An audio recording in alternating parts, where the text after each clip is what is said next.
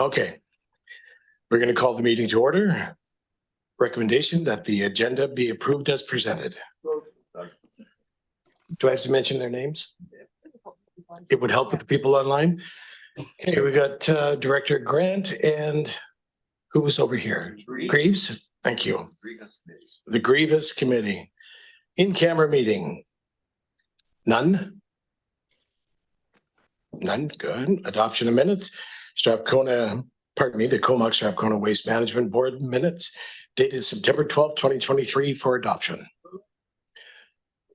We have Grant and, oh, thank you, McCollum. Business arising from minutes. None. Petition. Sorry? I didn't do the vote? Is that necessary? Okay, we'll do the vote. All in favor? Opposed?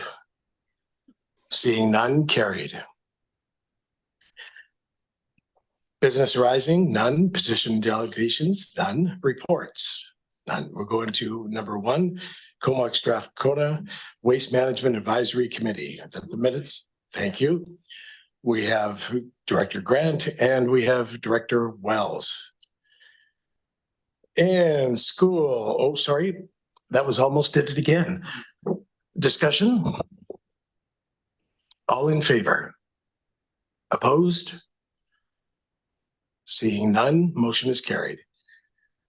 We have the school educator summary 2018 to 2023 and the 2023 to 2024 initiatives. The report dated from September 14th, 2023 regarding the summary of the Comox Strathcona Waste Management 2018-2023 school education contract delivery by Christina Tina, Willard Stepan, and the 2023-2024 school year initiative for receipt. We have Director Grant and Director Grievous. Yeah, sorry.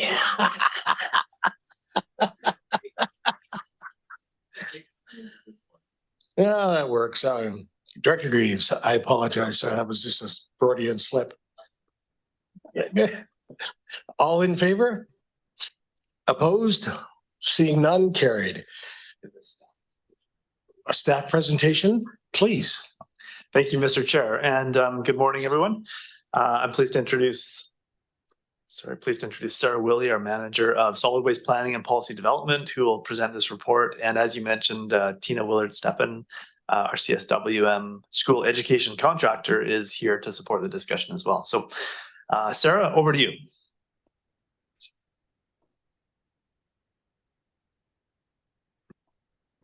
Thank you through the CAO to the chair.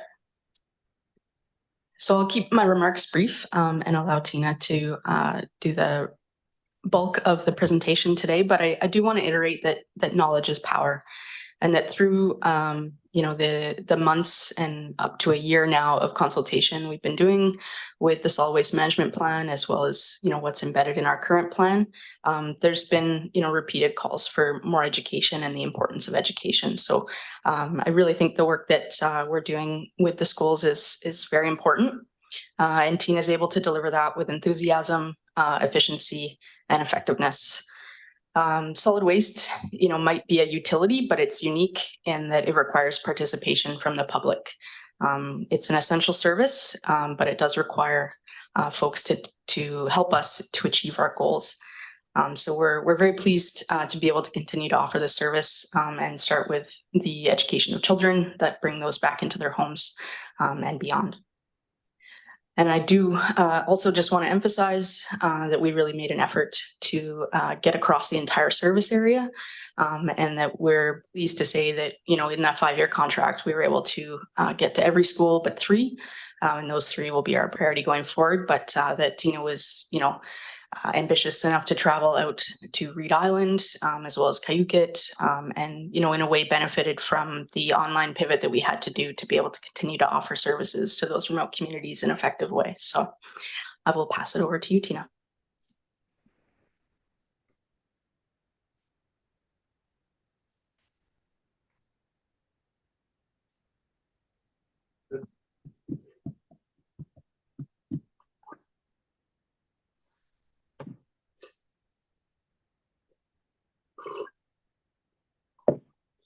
That's similar.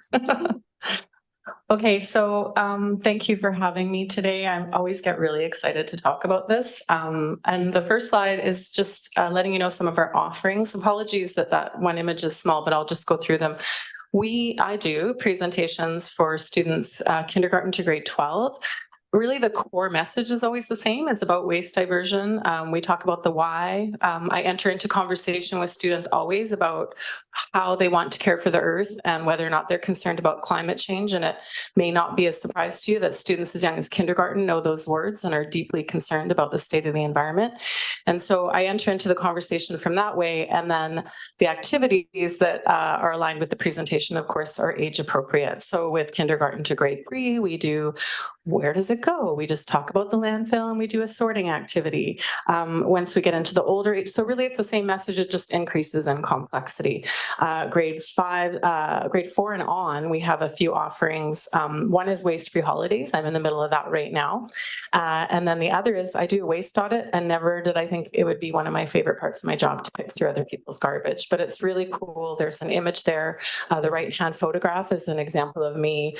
I have teachers save waste for a week, and I use their own waste as talking points about why divert and how. We move on to higher grades. We have landfill tours available for grades 4 really to 12, but we focus on grades 4 to 9. And we have other workshops that I put together around circular economy and higher level conversations. So waste-free fashion, waste-free cooking. So whatever the teacher subject matter and grade is, we accommodate that with age-appropriate content. But again, same core messaging. I think the one challenge we've had is the landfill tours and accessibility, because schools have to pay for their own buses. And so that makes it specific to classes that can find a way to manage that. And so we're right now just problem solving on how to handle that smoothly. Okay, I'm going to switch the slide. Am I too loud? I'm too loud. I've been told that before, even without a microphone. Okay, so these are great numbers. We went to run them. 18,421 touch points with students, teachers, and parents in 60 schools. And it's technically 5 school districts. So really, our main focus is school district 71, 72, and 84. But we do have other school districts that participate in our local service. We have school district 47 out of Powell River has a large cohort here in the valley. So we present to them as well. And school district 93, which is a national French school district, also has a school in Campbell River and Comox Valley. So all of that to say there are actually 5 schools involved. We actually have, I went to look at it, I was thinking we were a little off balance with more Comox Valley than Campbell River, but when I looked at it recently, there are more schools in the Comox Valley, so that makes quite a bit of sense. So there's a pretty even balance. And as of yesterday, I've actually hit all of the schools in all of those districts in the past 5 years and 2 months now. I got to go into Nalatsi school yesterday. So it's actually pretty well balanced. I think a part of the focus is also developing a legacy of resources. So we still have teacher resource kits that live at both learning resource libraries in each school district and live online. And we pulled some numbers this week. Just in the past year, we've had almost 400 views of these educator pages of teachers accessing those resources. Our landfill videos, well, the first landfill video is the best viewed video on the CVRD website, but we pulled numbers yesterday, and to date it's had nearly 4,000 views, and additional it's actually 4,116 views on that. We developed a second video recently, and then a third, if you haven't seen it yet, it just made it up onto our YouTube channel for the organics facility. Entertaining way of delivering some pretty, it's not uninteresting, but fairly dry content. And so they've become a series, and they get shared with all students. I want to just point out that all of those hits on that first landfill video are actually much more, because many of those numbers are me presenting the video to a class of 25 people. So for every one hit that shows on YouTube, there's actually 25 people viewing it. So lots of legacy of resources that teachers are continuing to use, which is awesome. That's what we want. I've got some sample emergent projects here that I've shared photos of, and these are things that continue. On the photo on the left is students stacking up how many pizza boxes are created by one hot lunch program with the PAC in our school district here. And so I've got PAC in this school district and coming up in school district 72 talking about how to create more waste-free options for hot lunch programs. We've got schools who take the program and completely run with it, as is in the second photograph at Quinish, where students created a whole waste diversion station, and they've taught the rest of the school how to divert waste. And some of you may have even been invited for a presentation they did to politicians all on their own. That was student-led. We're continuing to do landfill tours, always well received. Other schools are creating whole waste-free green stations so that they can teach their students about it and continue to divert waste. And then, of course, we've evolved the program to include Zoom visits, which makes it much more accessible. For instance, I'm meeting with TASIS online next week before I go to develop a relationship with those students before our visit. Our feedback has been awesome. I have many, many quotes I could have shared, but the one in the large box is the one I want to draw your attention to, because I think we underestimate the number of adults we're talking to when we're in a school. And I'm always sort of co-teaching to both students and adults in the room.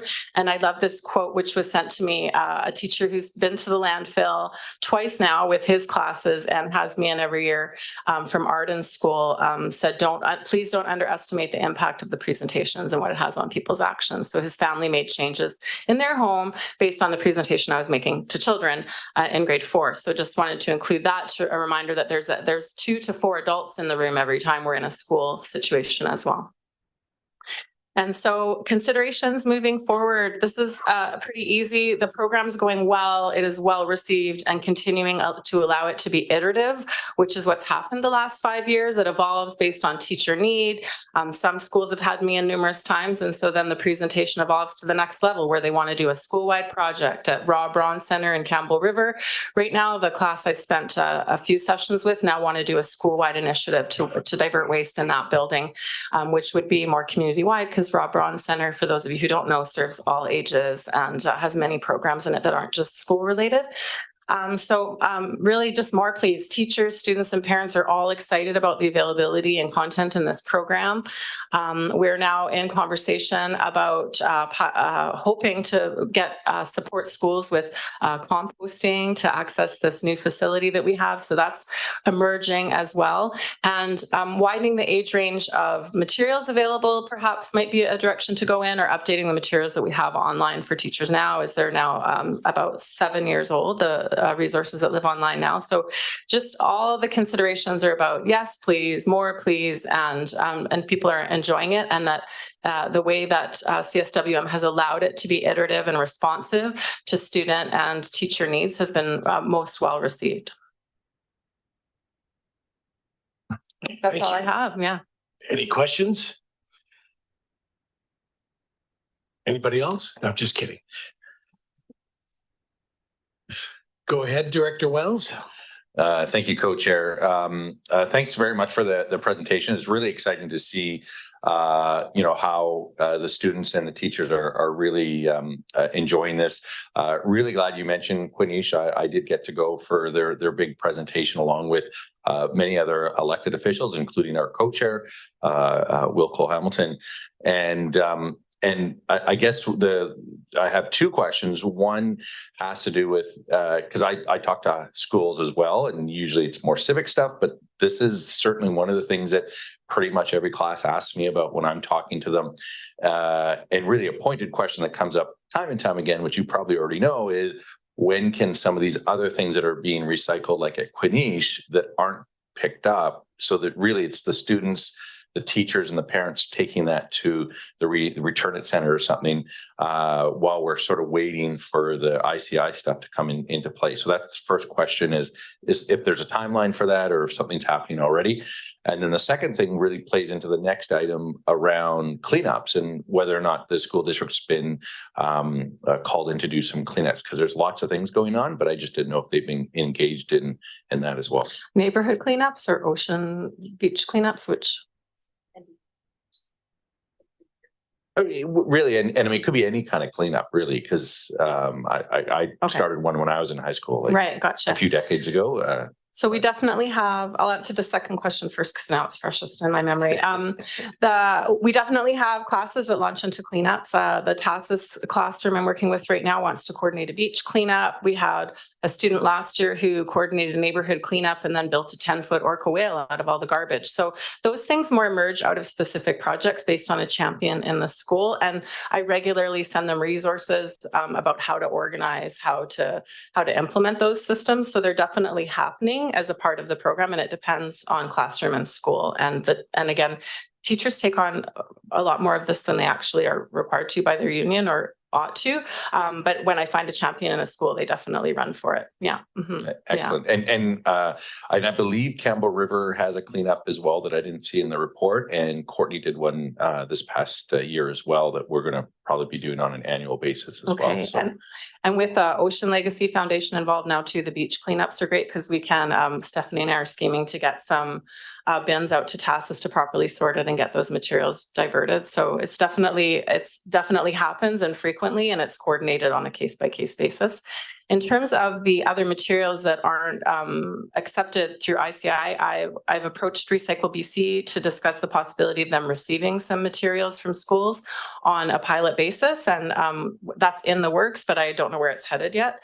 And it is, it's funny to me how complex it becomes because schools are categorized as institutional and not part of the regular waste stream, even though the majority, I would say 95% of the waste at a school is actually residential waste that's come to lunch with a student or hot lunch programs, which is why I'm working with PACS as well to reduce the waste there. Some schools compost on site and do garden composting. Some of them don't. They have a school lead with the district who coaches people on that. And so again, that relies solely on a teacher champion. So my wish is to get it out of the teacher champion realm, because when that teacher moves on, it fails, and they have to start again, and get it into a larger systemic place with perhaps Recycle BC piloting something in terms of accepting materials. Same thing with the compost, us piloting a few schools, making sure contamination is appropriate, levels are okay, making sure it's handled well at the school level. So long answer is we're totally working on it, with that being the goal. Yeah. Okay. Glad to hear that. And again, my experience at the schools, which is probably nowhere near your experience, but those students are real keeners, and so when you talk about contamination, it seems like it's probably lower than the average household just because they're so keen. They're very, very aware. They really want to do something. And honestly, it can be weird to be the educator, to go in and tell them to do all these things and then not provide the appropriate services at the school district level to do it. But it is a complex issue because we're not just dealing with our own ICI programs, but also the larger, all three school districts and how they want to manage it. And so it's a lot of relationship massaging, and it is in the works, but moving slowly. Mm-hmm. Awesome. Thanks. We're going to move to podium, and then we'll move over to this side of the room. Sarah, it's all you. Podium. Thank you. Your podium today. Okay.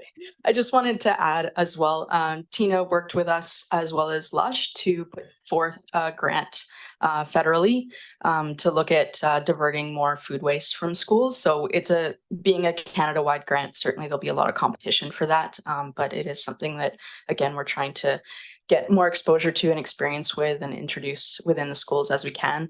As Tina mentioned, the challenge with the teachers sort of taking that on, and it's not something that we can force onto the janitorial staff within school districts. That has to be a decision that they make and that they contractually agree to and fund as a school district as well. So we continue to have those conversations, and then as opportunities come up, we'll further that. We are going to go to Director Greaves, then to Director Minions, and then we're going to go online. Thank you, Mr. Chair.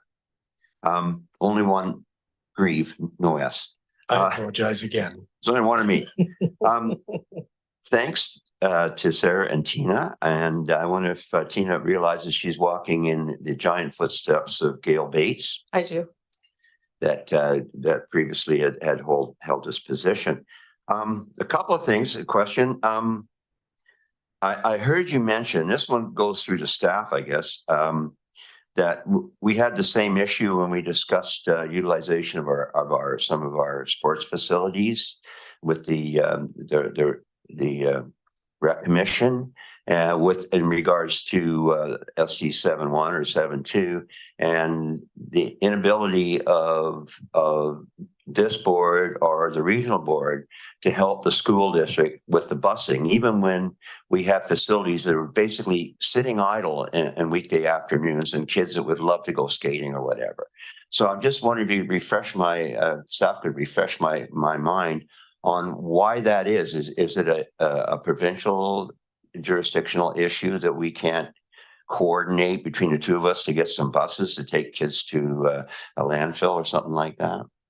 It makes eminent sense to me, but I think there's lots of opportunity to coordinate and to work with partners, whether it be school districts or other jurisdictions. Specifically around busing, I don't have the specifics on what the busing arrangements are with the school districts themselves. Of course, the CVRD works with BC Transit on our transit service, and there's opportunity for using some of those buses for some shuttling, this and that. It would be based on scheduling. We'd have to have some pre-notice on that. But the opportunity to partner with school districts and others is certainly there. It's just a matter of building that into our work plans and identifying. If I remember correctly, it's like $5,000 a trip or something. I don't know, but it was quite a lot, like more than you actually expect. The other thing was, you're educating the kids. What about us big kids? Is there a possibility of taking the dog and pony out there to the Rotary clubs or the downtown business associations, other groups, elder college, etc.? So is this occurring? Because I think that there's a wider audience out there that we need to hit as well. Thank you. Yeah, as part of the solid waste management plan in the summer, we held an open house at the landfill, which offered bus tours to all ages, and that was really successful. We've never formally offered bus tours to adults outside of that particular day, but maybe it's making more awareness of that opportunity next year as it comes up, and considering expanding that opportunity in the future. Even just taking the PowerPoint out, Oh, we do that. Yeah, because Lindsay and our community educator who's here with us today, she does reach out and respond to those requests whenever they're made. Because we're easily entertained. Thank you so much for what you do. Thank God you're easily entertained. Next, we have Director Minion. Maybe. Come on. There we go. Number 19. Thank you. Thanks, you're the chair. And I do have an S, it's minions, but I'm just teasing. I'll just take your S and move it over to take your Greaves S, move it over to you, and we're all good to go. I'll take Grievous. Grievous is S. Okay. It's so nice to see Tina here with the program still. I know you bring a lot of fun to the program, and you've been, I'm not sure, but the 5 years that I've been around, you've been working with the program, and it's such a joy to see you continuing to do that. So thank you. I think Director Grieve already mentioned part of the question around there being opportunity to go from, the 20 to 25 tours a year and really increase that if there was some funding for the buses.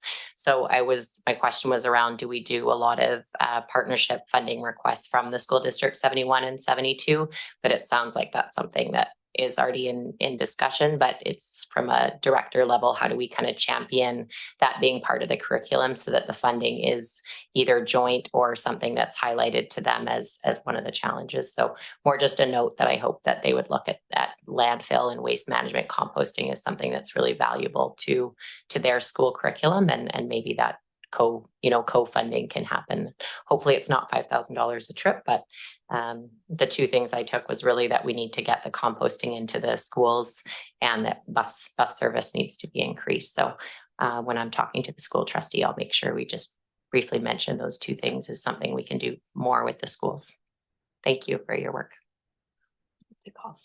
Okay. So cost per trip varies depending on the school district, and the investment level and interest varies depending on the school district. So for instance, SD 84 just invested about $4,000 into a 2-day field trip for Cayuga and Zabalos students to come, stay 2 nights, the bus, everything. And then SD 72 owns their own buses, SD 71 doesn't. And so it's different depending on where we're talking about. Last year, we tried to solve what we perceive as a possible inequity by running a video contest in each district. And we did offer $250 grants to a school in each 71 and 72, and they did use that to help pay for their buses. I would say it's anywhere between $300 and $500 per trip, depending on which district you're in, because they pay for their buses differently. And each school administrator allocates field trip monies differently as well. So teachers have a certain budget to work with, and it depends on how their administrator manages their school budget. So it is quite complicated, but we are definitely working on ways to do it. My perception at this point is the school district. Yeah, that's a great, we're working on it basically. Yeah. It's different depending on the school and the district. Thank you. Okay, now we're going to go to online and then to Director Vanesh. We have Director Davis. Are you still online? Okay, Director Moran. Great, thank you very much, Vice Co-Chair Baker. Well, judging by the enthusiasm of the directors on this topic, Tina and team, you're doing a great job as usual. My question was around, you touched on it with the teacher that had taken the knowledge back to his household and made, a pretty significant change in his behavior or his family's behavior regarding the roof replacement. I was wondering about whether there were ever any individual challenges in classrooms to do exactly that, to go home and to, do a weekly challenge at home and then gather that feedback in terms of whether there has been behavioral change at home, surveys to parents or caregivers, that kind of thing. That was one of my questions. And then the other was just around careers promotion. I know it's not part of this role, but I just wondered if with the older grades you ever wove that into the conversation in terms of careers in sort of green jobs or directly in waste management or related careers to kind of spark the interest in those kinds of directions for young people, even going into construction, planting the seeds around construction waste, and obviously small business, if folks are going into that, even the medical professions, whatever they may be doing, just kind of sparking that interest. So those are the two questions I have. With regards to the first question, we have not done surveys home en masse. Sometimes teachers send surveys home. Each relationship with each teacher in classroom is so different that may be difficult to do unless the school district wanted to do it. However, I do assign homework in that the teachers send the video links home to families, and that's our wish. We do touch families in other ways by holding occasionally I'll do a family night where we invite families in to make a waste-free snack, and I sneak attack them with waste diversion information. And so we do try to reach the families as much as possible, but in answer to your question, we haven't done a large survey home, and that's definitely something to consider.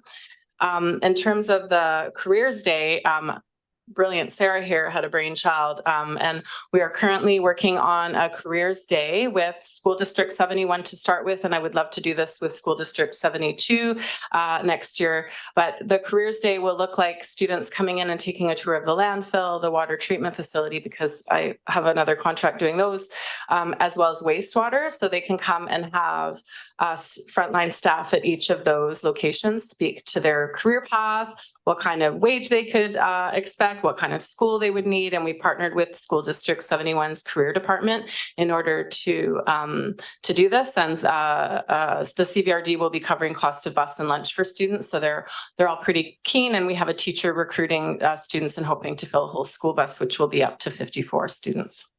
Thank you. We're going to go to, sorry, go ahead. Oh, that's just great. And I just wanted to say, I totally get the whole piece around the teacher champion. I did health promotion in classrooms for many years, went in, did a whack of presentations over the years, and that teacher champion is so important, and maybe planting some seeds around successorship for those strong advocates would be great as well. Thanks. Okay, thank you. Director Von Nash. There we go. Thank you, board, and thank you, Tina. Your enthusiasm is really infectious. And I watched a couple of the videos that you spoke about, and they're pretty funny, and I can see how they can have an impact. I have a couple of questions. One is on the video side. I'm wondering if there's been, and speaking further to Director Grieve and Director Morin around having an impact on the big kids in our society, revamping those videos and releasing them on social media with a minimal amount of boosting that hits communities and gets them in front of people. Wondering if there's been any thought to that. And then secondly, around having students have an impact on their families, if there's been any consideration to basically teach kids, how do you talk to your parents? How do you convince your dad to start recycling? That sort of thing. Thank you. So absolutely, I definitely talk to students about how to speak to their families. An example would be a lot of students get in trouble if they don't eat their whole lunch. And so if they're given something they don't like, they just throw it away. And so I can give many other examples, but I definitely coach them on how to be brave and talk to their families at home around this. And I talk to them about playing a leadership role and say, us old people didn't learn this like this, so you have to play a lead role. And then, did you make a note for me here? Okay. Oh, now I'm trying to remember the other question. Sorry. It's around revamping the videos that you made. Yes, thank you. Thank you very much.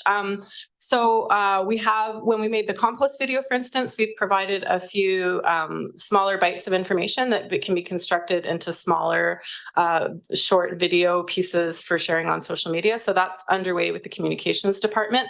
In terms of the longer educational videos, because they're getting a lot of views even though they're long. So I'm hoping that our social media strategy will include sharing those, and share the video with friends and family, and help people understand what's going on. So yes, that there is a strategy to do that. And the first video was made because it was COVID and we couldn't have live landfill tours. So the others happened afterwards because of the success of that video. So I think they're being shared despite their length, and we're making smaller, shorter bite-sized pieces to share around the compost facility too. Yeah. Okay, thank you very much for your presentation. You're welcome. Thank you. Appreciate it. Okay, so we're going to move on to number 3. The CSWM 2023 Waste Diversion Community Cleanup Events Summary. Thank you, Director Von Esch and Director Grant. Discussion. We have a presentation. Here we go. Great. So thank you very much. And I'm pleased to introduce Stephanie Valdal, our CSWM Services Coordinator. And Stephanie has a PowerPoint to share with the board. So Stephanie, over to you.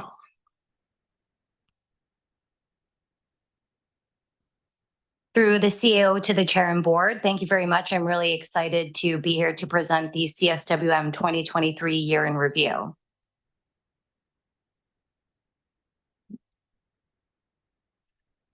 I'll just wait for the PowerPoint.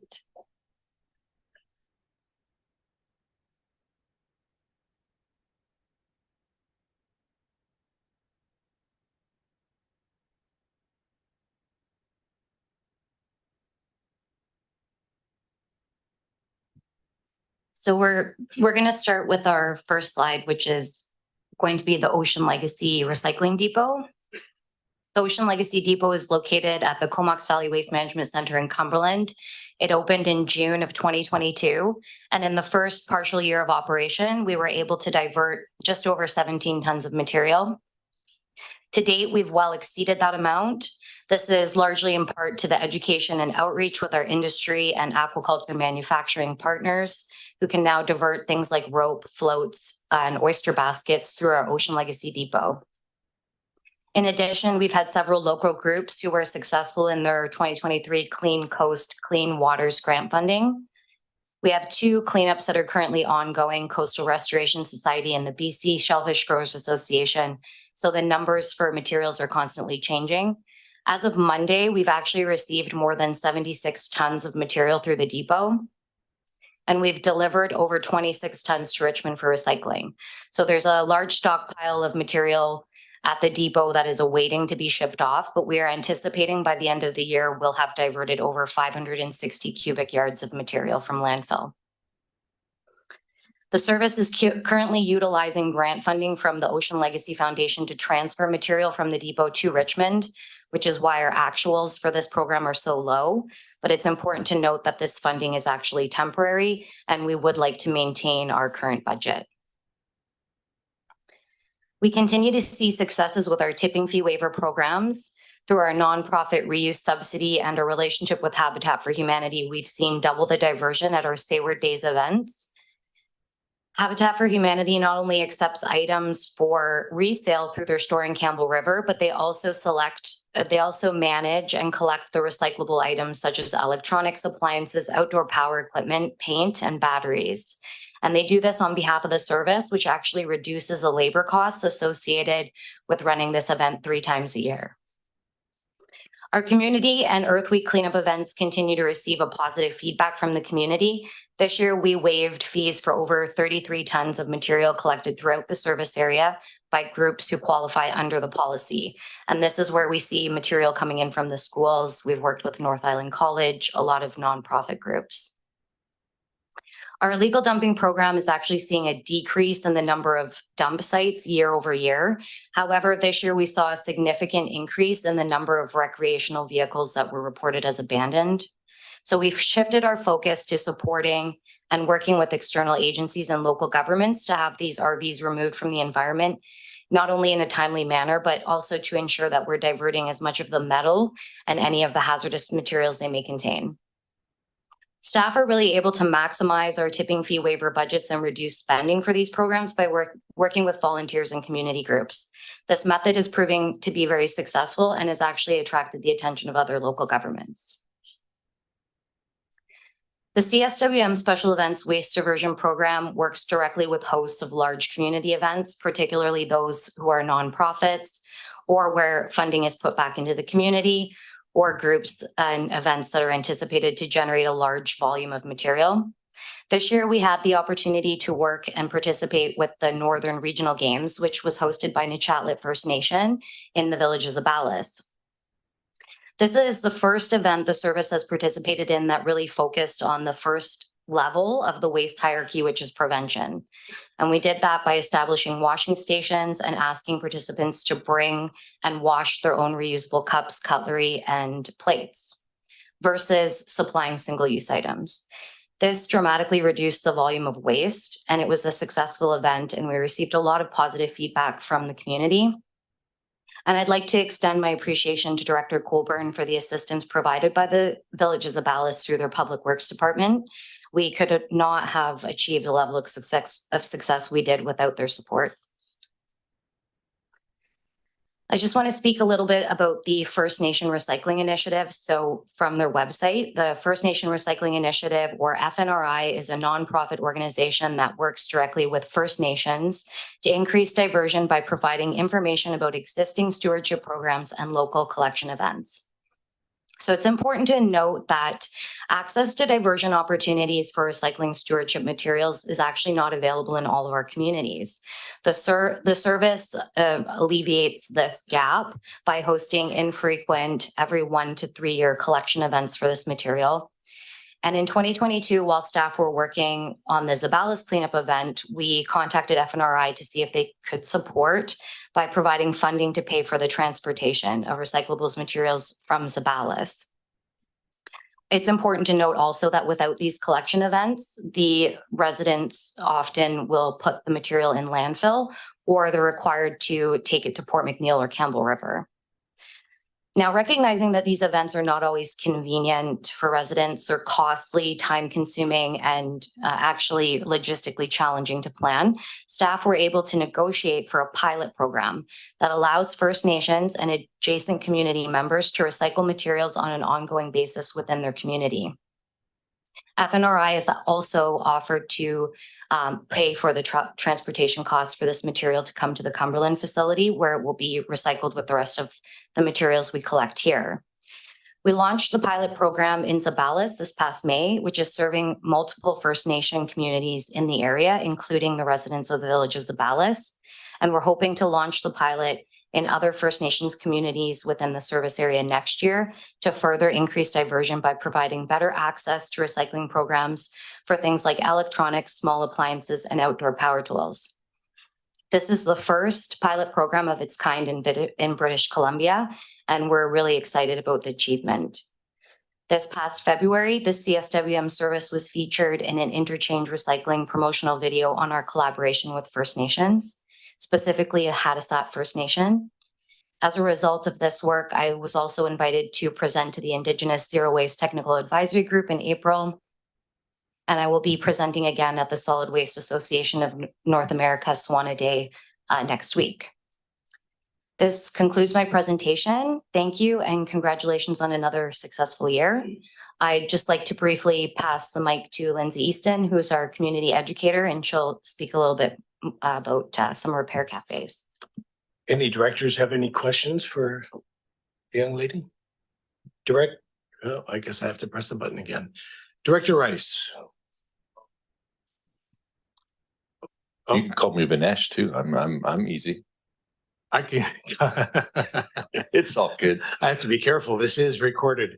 Director Wells, and then we'll go to Director Rice. Thank you, Co-Chair. I appreciate it. I did mention a little bit earlier just about other communities that have done events. And so Courtney, last year we had our first cleanup event that our Councillor Doug Hillian had came up with the idea, and then we kind of worked with it. And I guess my question, seeing that, Campbell River and other municipalities are doing this, it makes like we kind of felt like we're just doing something for the first time, and it was a little bit daunting.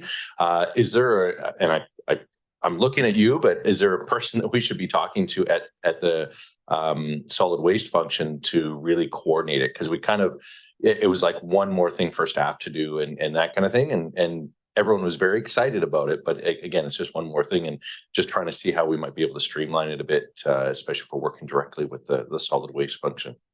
So we do have the tipping fee waiver form is available on our website, and really all we require is for the community group to fill out the form and send it to us.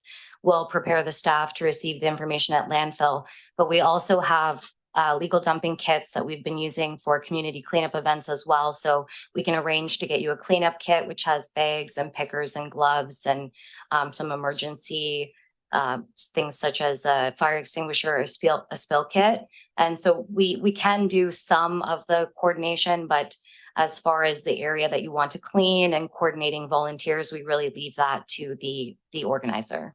Okay, and so going back to my question, who would we contact, or would you be able to email myself? I don't know if other directors would be interested for their communities, but I know I'd be extremely interested just to know those few things. I'm writing it down, but I know at some point I'm going to have to go navigate the website and find it as well. Yep. If I could Just CAO. Sorry, if I could suggest, the municipality and regional district, the management advisory group, right, meets on a regular basis, and those type of outreach and partnerships are welcome. So if the municipal staff are able to introduce that through the advisory committee and that work, then that can be something that can be factored into our programming and work plans. Thanks so much. Yeah. Really appreciate that. Okay.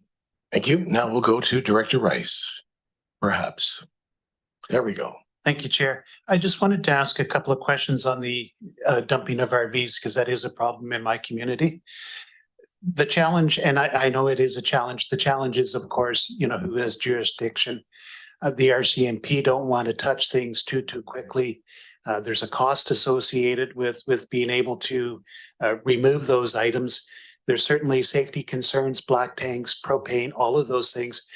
And I do know that, for example, the rest stop in Area D is one of the more popular places that we have where, particularly in the wintertime, those RVs get dropped there. So what my question is, can we create any messaging that we can use, because we get a lot of complaints for them, that again, it is a very challenging, it takes time. People don't realize that it may take, a month or 2 months to get a simple RV moved, and I'm also curious about where does the cost recovery come on it?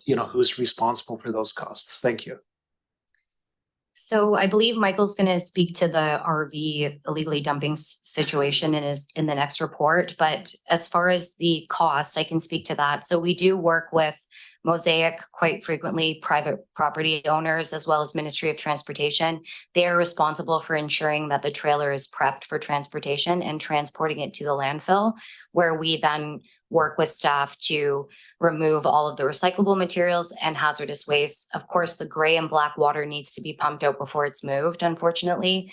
And then we recycle it at landfill. So the tipping fees come out of our budget, but the cost for that is borne by the property owner.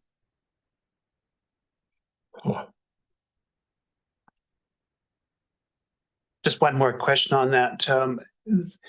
I understand the challenges with it, but I also understand that, from Modi's perspective, that they actually have to, the local representatives that we have can't make those immediate decisions. So what we find is that they have to go to upper levels to actually get, permissions to remove those items. So what we're seeing is that quite a delay in being able to get them out of there. And then what happens is, once somebody sees one, it's like, okay, it becomes two. Before you know it, it becomes four.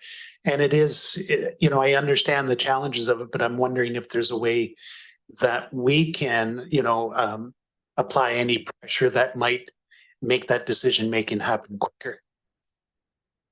I'm sure there's some collaboration with the organizations that can happen. The multiple RVs situation that we saw on the Island Highway, for example, in the Comox Valley, we really did stress to Ministry of Transportation that it's going to become a parking lot full of recreational vehicles. And there was a little bit of delay in that situation only because the labor and the work to prep these trailers is not something that's a very attractive job to a lot of contractors who are often quite busy with other things. So we have found a contractor who has actually been addressing the preparation of these RVs in a timely manner. And so we are seeing that there is a bit of a quicker turnaround there. We have expressed to organizations like MOTI and Mosaic that there's not only a need to remove them because we're going to see other dumping happening, but in several circumstances, they've been lit on fire as well, which has created a hazard for the adjacent community. So we really do try and educate and collaborate with them to have them removed in a timely manner, and we can certainly continue to do so. It's definitely a priority for us as well. Thank you very much. Thank you for your presentation. Thank you. I'm going to pass it over to Lindsay.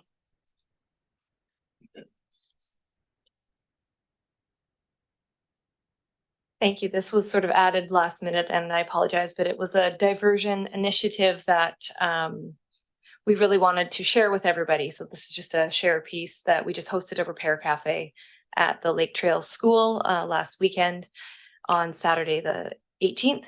And in the past, we've had about 70 items that were repaired and about a 70% repair rate at the other ones we've hosted. This one, we had 135 items repaired and about a 78% repair rate.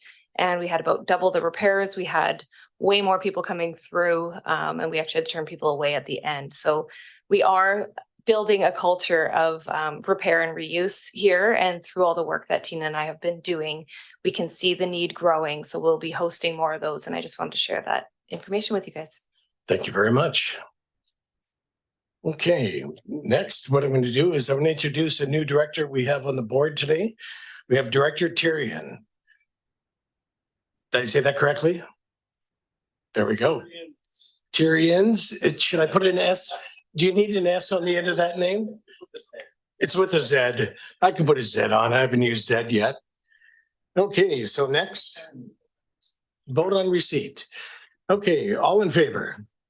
Opposed? Seeing none, carried. Next, illegal dumping bylaw 470 amendment. That was Director Wells and Director Grant. Discussion? Thank you, Mr. Chair. And I'm pleased to introduce Michael Dennison, Bylaw Compliance and Illegal Dumping Program Officer. And I understand Vivian Shaw, Senior Manager of CSWM Services, will support the presentation as well. So, Michael, over to you. Good morning. through the CEO to the chair on the board. I'm just going to give a brief overview on this report. Since the illegal dumping program began in 2017, we have seen a decline in reports to us in general. However, now we are seeing a significant increase due to RVs. When we first reviewed the stats and data on illegal dumping sites reported across the service area in 2017, the main materials of concern at that time were household waste, mattresses, and a lot of construction debris. Since then, recently recreational vehicles at that time were not defined as a prohibited material within Schedule B of the bylaw.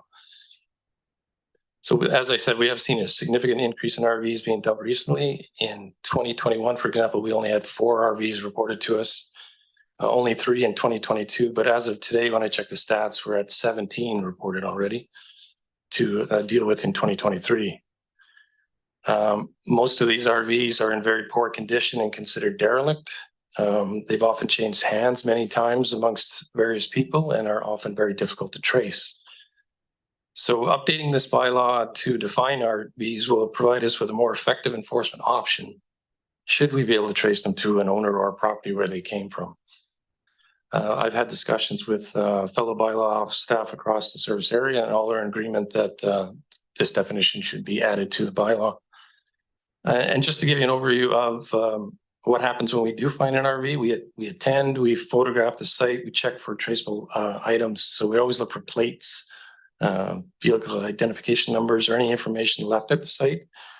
Talk to potential witnesses.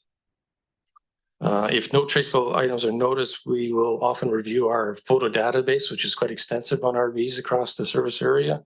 And sometimes we can trace those back to properties where there was occupied RVs contrary to zoning bylaws or unsightly properties.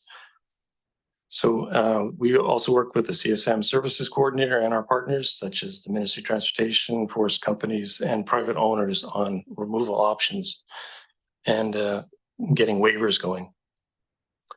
A recent example was just last week. We had an RV with no plates, no vehicle identification number, towed in the darkness of night to the Fanny Bay Community Center, dumped there, and left. So that one was in very poor condition, but it looked like it had been occupied. There was quite a bit of bedding, clothing, papers, and such in there, but nothing to trace. But that's kind of the things we're dealing with. So with that, any questions?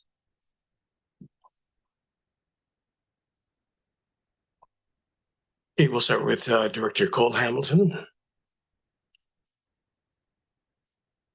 Thanks, Chair. I think Director Arbor is actually first, but I'm happy to go next.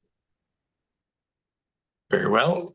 We'll go to Director Arbor. Yeah, thanks, Chair, and thanks for bringing this forward. I have a question as to whether the bylaw will help in other situations as well, since we're looking at an amendment. So thank you for raising the issue in Fanny Bay.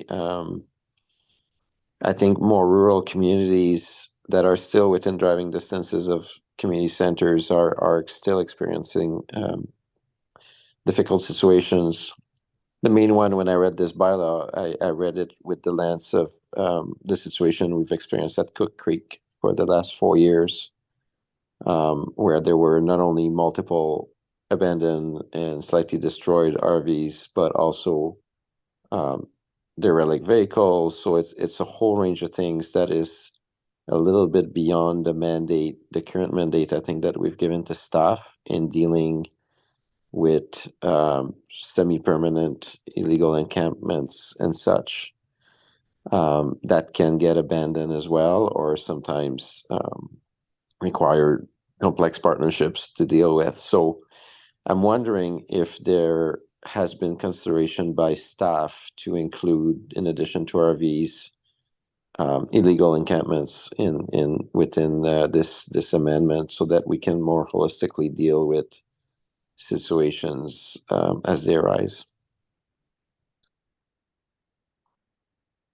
Thanks, Director Arbor. I can try to take that, but certainly if Vivian and Michael want to jump in, please do. You're exactly right. The situation you're describing is incredibly complex, and there's a lot of moving parts and responsibilities around addressing those kinds of situations with illegal encampments. This bylaw in particular does not go to that degree of either enforcement or action that could be available. I think if the CSWM was interested in exploring its role in terms of those encampments and whatnot, then more research would be needed in terms of the CSWM's direct authority, the relationship we would have with private property owners and other landowners, the expertise that would be needed to undertake such activity with respect to encampments. So there's a lot of different responsibilities that we'd really want to understand, make sure that the authorities can be conveyed to CSWM, make sure that the resources are in place, and whether that be staffing or professional expertise or otherwise. So short answer is no, this report does not contemplate the encampment so much. It's really focusing around the abandoned derelict RVs and providing some clarity around that. Thank you. We are going to Director Cole Hamilton and then over to Director McCollum. Thanks very much, Chair. I just wanted to ask that it's obviously quite a significant spike in the number. I think it was like 70 between last year and this year and the previous couple of years. Do we attribute this to the continuing housing crisis and people using recreational vehicles as a last-ditch housing option?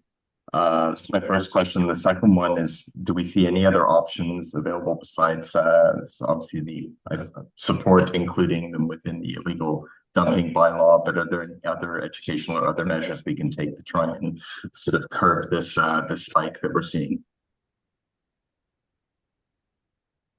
I can say that the increase in the number of RVs being abandoned, it seems to be related to the housing situation. A lot of these, as I said, are often used by certain people and then moved to other properties, and then they use them as interim housing, I guess. I wouldn't call them good housing, that's for sure. There's just something that's there. They use them, and then when they don't want them, they just get rid of them.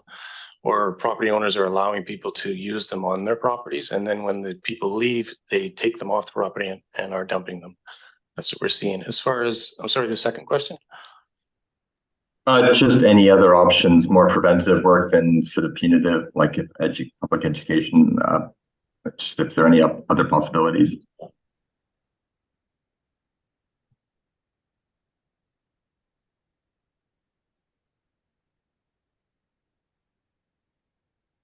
Thank you for the question. In terms of education, we have a pretty robust campaign around illegal dumping, but it's not particularly aimed at abandonment of RVs in particular. We can certainly take that back and see what the level of effectiveness, but it isn't currently within our scope at this time.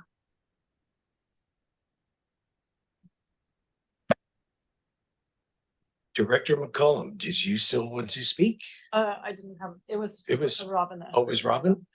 Director Mowini. Thank you, Chair. And I have a couple of questions. The first one is around the definition of RV doesn't seem to include, I guess that maybe they're not called RVs, the ones with a motor in them, an internal motor that drive. There seems to be covering only the ones that are trailered in place, and I wanted to confirm if that was true, and if so, of the ones that have been recovered, do most of them fall within the definition that's included here? And the other sort of thread that I would like to follow is really also kind of what Director Cole Hamilton was talking about. I'm curious if there is a protocol or an explanation on the CSWM website of how to proceed when somebody has an RV that they are no longer able to use, that maybe is at the end of its life. And, you know, maybe do we need a little bit more education on how to recycle or deal with old RVs for people who may own one? The first question referenced RVs that have motors, that would have been defined under the automobile and automobile parts, which is in the bylaw right now. So this is to cover towed trailers and boats and those kind of things, and boat trailers and things of. So that was not covered before. So before it was only if it was motorized, then we could deal with it. So that's why we've added that.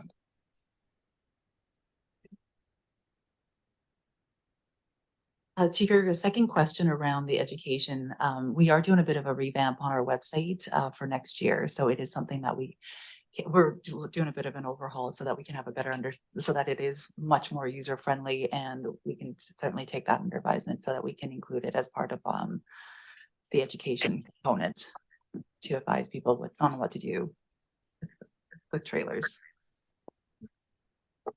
Okay, I only have one question. If you ever come across an RV that actually runs, we could use it to shuttle the Campbell River Council to here and back, maybe? No, sorry, they're usually in pretty poor shape. Are they? Okay, this is just worth a shot. Thank you very much for your presentation. Oh, Director Grant. Yeah. I apologize. It's grants with an S.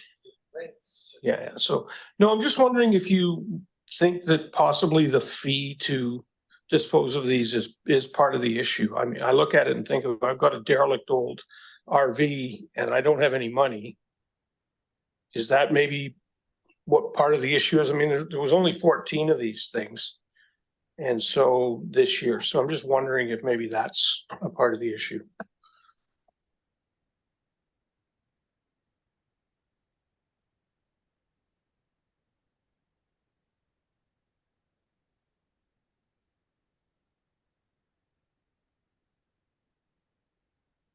Thank you for the question. So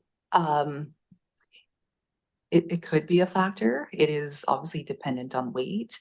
The average weight of an RV is anywhere between 3 to 5 tons. So at $155 per ton, it does obviously add up. So it could be a contributing factor, but that is the cost of disposal for our landfill.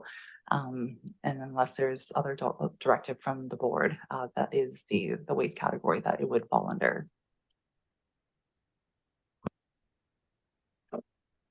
So may I ask, so if it's cost prohibitive for most people, they have a derelict RV, is there something we can do in terms of the tipping fee to encourage people to bring it down?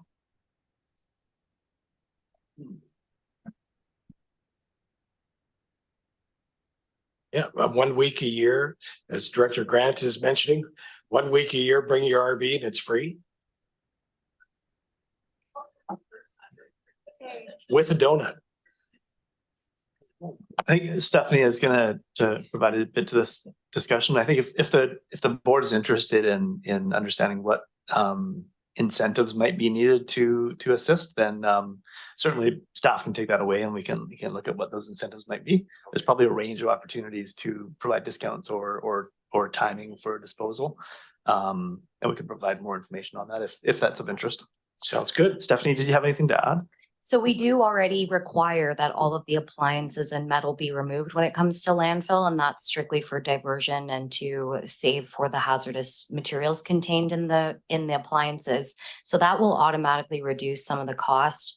Residents can certainly strip down the trailer as much as they'd like. There's a lot of cabinetry and with if they have a bathroom, there are definitely things that can come out to reduce the cost when they bring the trailer. So there are opportunities available there. Okay, thank you. We'll go to Director McCullum and then we're going to go online to Director Morin. Yeah, thanks, Chair. I think the question for me related to this is, do we receive many RVs at the landfill that people are in fact paying tipping fees on? Does anyone?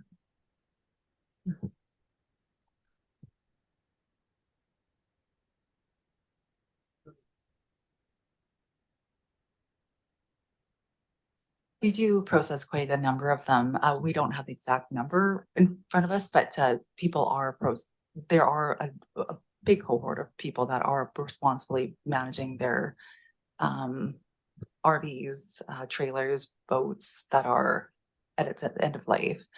So this is a small fraction that we are dealing with, but we wanted to bring this to light because it is an increasing, we are starting to see an increasing trend.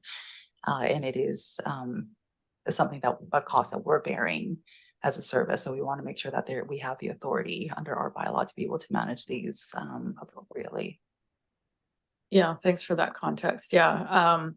But I guess my thinking is, I mean, clearly this increase is one of the many impacts of our affordability crisis. And I think a lot of what happens is that, you know, these have a life cycle, and as they get further down that life cycle, they're being used in, you know, more marginal ways, and eventually they have no value, and the last owner doesn't have the means to deal with them. So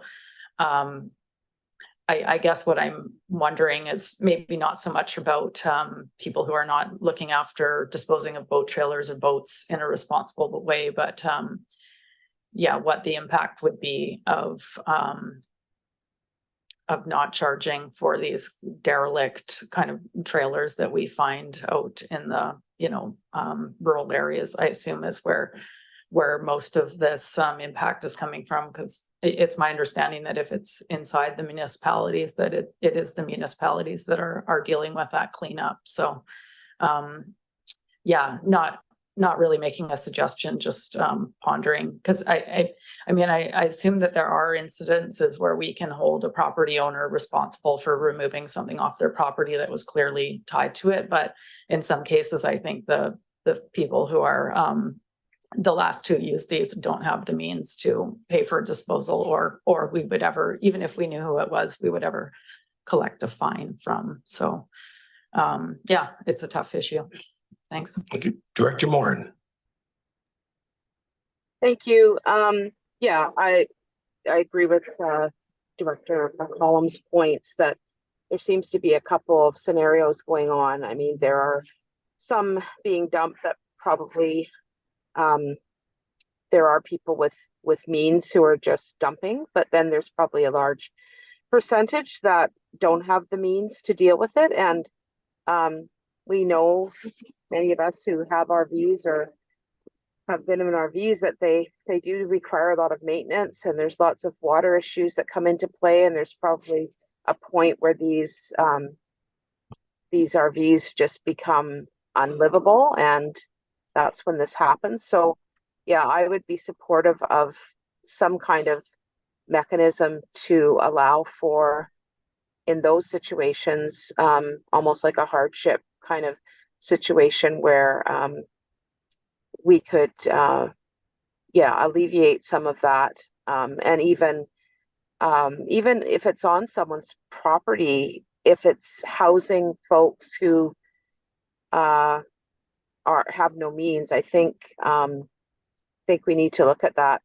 Of course, the city of Courtenay spending a ton of money on this kind of stuff, maybe not RVs per se, but you know, literally thousands and thousands of dollars with carting away all kinds of stuff. So I think it is unfortunately what we're faced with, and I'm hoping we can come to some kind of solution that will help out you know, people who don't have the means to properly deal with these abandoned RVs. Thanks. Yeah, one of the challenges that I see is, for example, I don't have a lot of money. I live on Cortez, or I live on Quadra, or I live further north. To actually get this vehicle, an abandoned vehicle, I guess, onto the ferry, over to the area, I mean, you're talking a lot of money. So it's not really feasible. Some people are just going to say, I can't afford that $500 to $1,000 to do it. I'm just going to dump it, walk away. So I think that's something that needs to be looked at as well. Okay, Director Wells. Thank you, Co-Chair. You turned my light on quite a while ago, and did I? Then I forgot all about you. I appreciate it, and afforded me the opportunity to speak, hopefully very briefly. Just to follow up on you know, a thread of this conversation, and maybe looking at it not as a quick solution, but maybe another way of looking at it. When you sort of look at the life cycle that potentially has happened with some of these RVs, where you have somebody who purchases it brand new, and then it goes through its iterations after that through, the demise of its until it's finally not useful anymore. And we do have, a recycling process, and I'm almost wondering if it'd be worth contacting the province around making that cost built into the price of it, just like you have tires and electronics and those kinds of things, because it seems just at first glance that those types of costs are probably more easily borne at the time of purchase by those people than at the end of its life, when, as been mentioned, there's probably less probability of that. And then I'd further, and again, I'm not thinking it's a quick solution, but it might be something to talk to other solid waste, and might be something that could be brought up at the chairs and CIO conference or those types of places. Just see what's going on in other jurisdictions. First, really just see how they're handling it right now. That would be an easy question. But then if this is something that's endemic across the province, because we're probably seeing it probably everywhere, then it might be something that could be brought with a larger organization. It could be ABICC. I know we have a meeting tomorrow, and there's UBCM, et cetera. But it just seems that trying to get somebody to pay money who doesn't have money is unlikely. But if you do it at the other end, there's a higher likelihood that those costs could be captured early on. Anyways, that's just a thought. Hey, thank you very much. I have Director Davis. Oh, sorry. Which one's first? City of Campbell River. Are all four of you going to speak at once or just one at a time? Well, first of all, can you hear us? Because I'm trying this on the city laptop. I gotcha. Good. Okay, so there's three of us in the conference room right now. And I think we've had a robust discussion around the table. It's Director Senate right now. The issue is, it's pretty significant issue in Campbell River, and the idea that we can take the RVs down to Comox waste management would be pretty good, although the cost is pretty extreme for the city to bear. Did you want to add anything else, Director Dahl? It's good to know that there's somewhere for them to go. We have 3 sitting at our airport right now waiting for a new place to go. Yeah, we have 3 at our airport currently, and we have 2 in town that we're targeting. So I would say that the volume is increasing quite a bit in the city. It's usually abandoned on just the regular street sidewalks. They're not usually on people's property well, or they can be put in the bush. And we're having a lot of issues with this. So I'm very interested in working with the Comox Valley, the Comox Strathcona Waste Management staff. And in particular, one of the things we were talking about is maybe working and creating a sandy dump at our waste treatment place to get rid of the black and brown tank contents to make it easier, and seeing whether or not we can get some monetization if we possibly can for that. I think that's our comments there, but we are interested in pursuing this further. Okay, thank you. Director Davis. Thank you, Chair. In TASIS, we have a program where once a year we offer to take away derelict vehicles, and it comes out of our general taxes. I don't know if that's an option for larger communities or if it'd be too overwhelming, especially if you're just starting up the program. But we've been doing it for years here, and it works really well. We don't have any derelict vehicles being dumped in the bush around here. So just a suggestion. Thank you.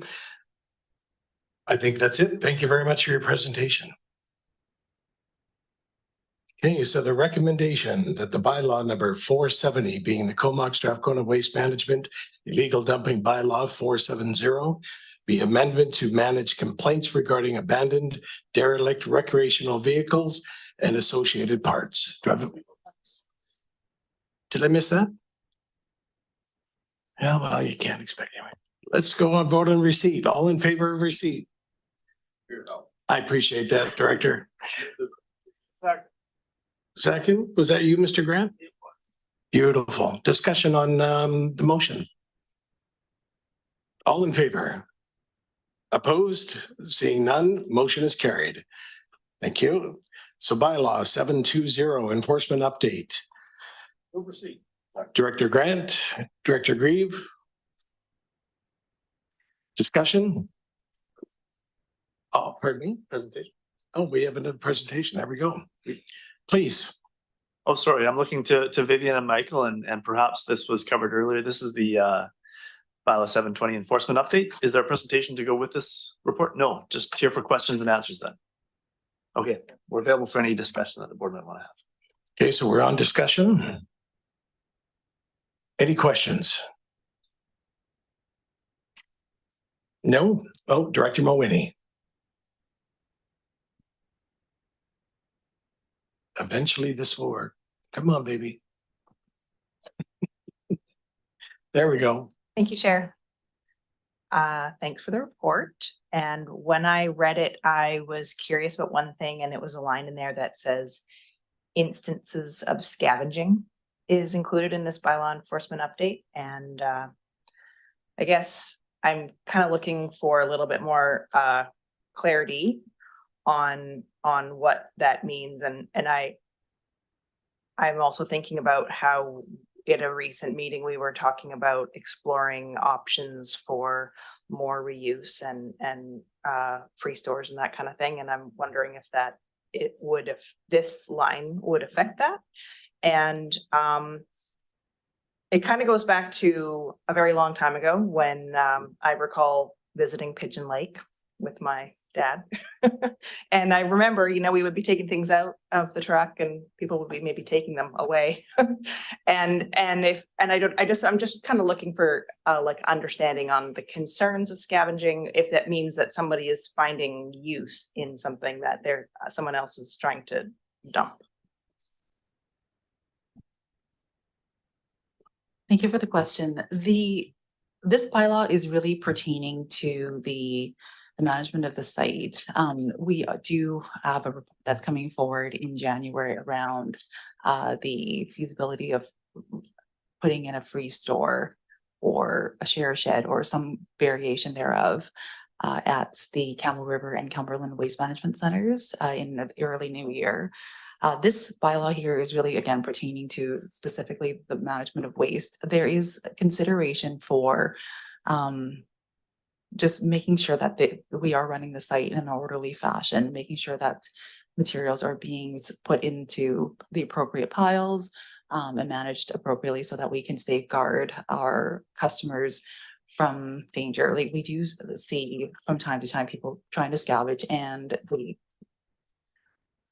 have the possibility of injuring themselves, and that presents a liability for the service. So we do want to again make sure that if there is any type of scavenging, that it is done in a manageable way, but also looking at it more holistically as part of our solid waste management plan. Again, the board has approved, will be looking at the endorsement of the guiding principles and goals as we go into this phase 3 of the solid waste management plan, one of which is elevating the higher 7 R's, reuse being one of them. So we need to look at it more holistically. So as part of the solid waste management plan, we will be putting together the accompanying bylaws to be able to support those various initiatives, reuse being one of them. So this one here, again, like this bylaw here is pertaining to just the how we conduct the service based on the directive that we have from the board at this time, but it's not to say that it can't evolve.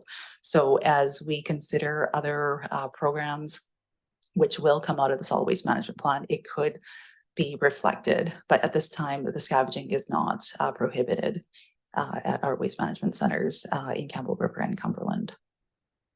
It isn't. Okay, thank you. We're going to Director McCollum. Yeah, I'm happy to see this coming forward, and I think it's a good approach that's been laid out here.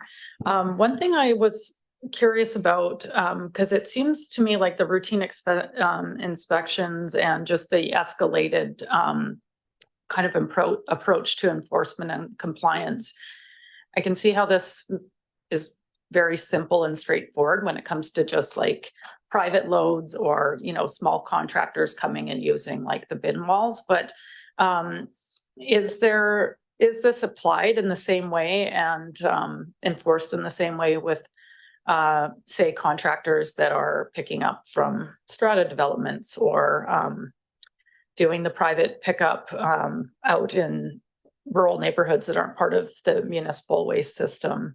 I know that we're implementing a lot more measures in our municipal collection to ensure compliance, and yeah, just wanting a bit more understanding of how that's going to work for contractors that are doing that work privately. For the ice, you're right.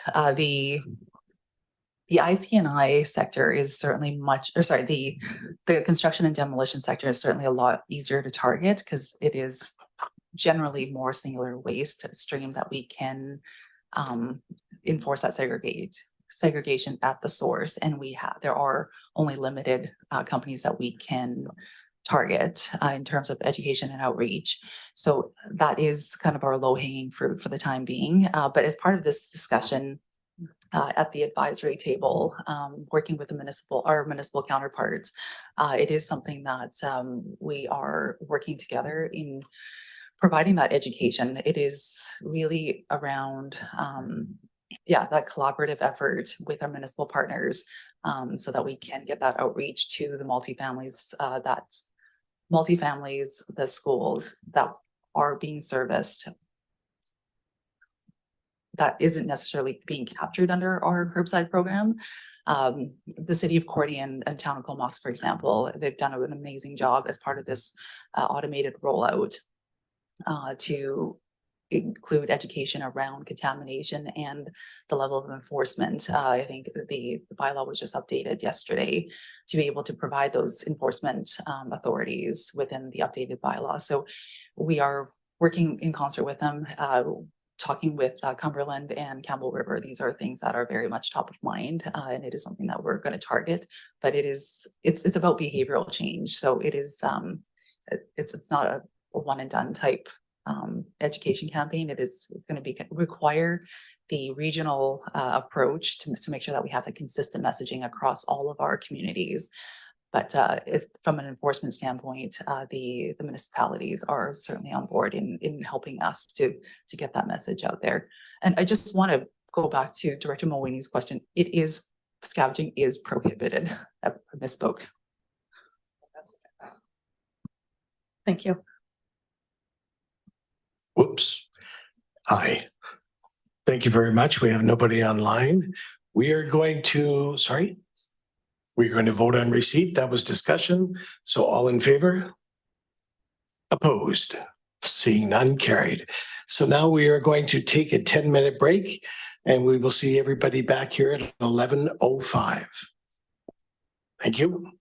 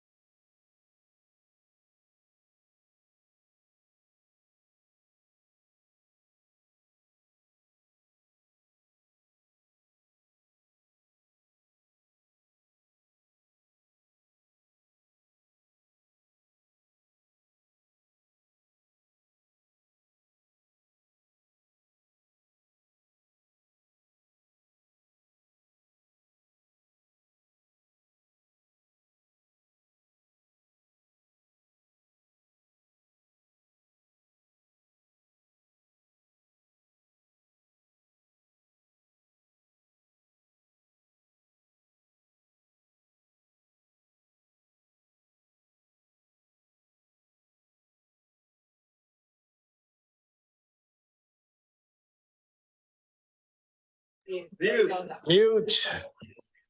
Sorry, I'm just gonna peek at this for a second. Well, the people in the boardroom can hear me. Hello.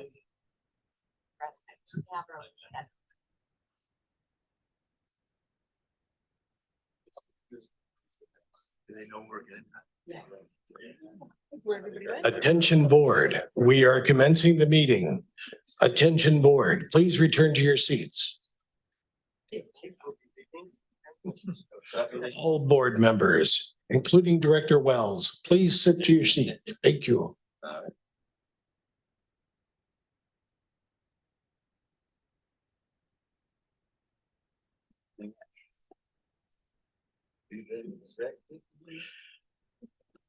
I will be your captain today. You marry people? Do I marry people? Just one woman. Just one woman, that was it. Yeah, yeah. Okay, so we're going back so far. Yeah, yeah, I introduced her as my first wife. She loves that. We're on number 6, the solid waste management plan, step 2, consultation summary report. Can't even speak anymore. Move receipt from Director Grant. Second is Director Wells. Discussion. Thank you, Mr. Chair. And again, we have a presentation for this report. This solid waste management plan review is a significant undertaking for the Comox Strathcona Waste Management Service. The board has had information and provided direction on the review in the past, and today is a fairly major milestone in the lifespan of this review process. So I'm pleased to turn the microphone over to Sarah Willie, who will be introducing this report, and a couple of contractors who are also helping on the project. So Sarah, over to you. Thank you through the CAO to the chair and the board. Again, I'll try and keep myself brief because I'm pleased to have Katie Hamilton from Tabola Strategy Group joining us online from Victoria, who has led this consultation with us. And as well, I'm joined by Lindsay Eason, who's the CSWM Urban and Rural Community Educator. So just as a high level, make you aware the amendment that was sent out earlier this week was just an expansion of the information that was provided to each of the rural communities. So if any of you were trying to decipher that, it was just an addition to the appendices within the report where we were able to provide details about 8 or 9 other communities. Again, highlighting that this consultation was a success at reaching our communities all across the service area. And I'm very pleased with the approach that we took and the effectiveness and success of that. So very happy about that. And then also just to highlight that the approach that we took to work with our community educator, Lindsay here, as well as to lean on the staff that we have within our communications department.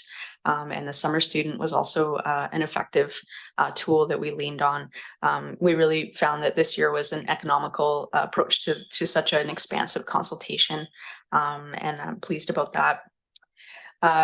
On a go-forward basis, I'll summarize at the end sort of what next steps are for the board, but we'll have Katie and Lindsay summarize the consultation of the step 2 for you now. So over to you, Katie. Great, thanks, Sarah. And good morning, everybody. I'll just share my screen here.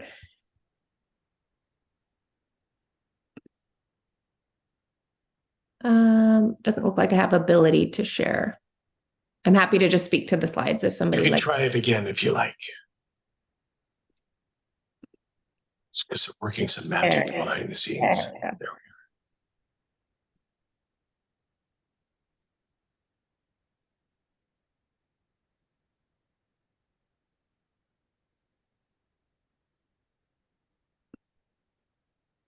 There we go. Can everyone see that?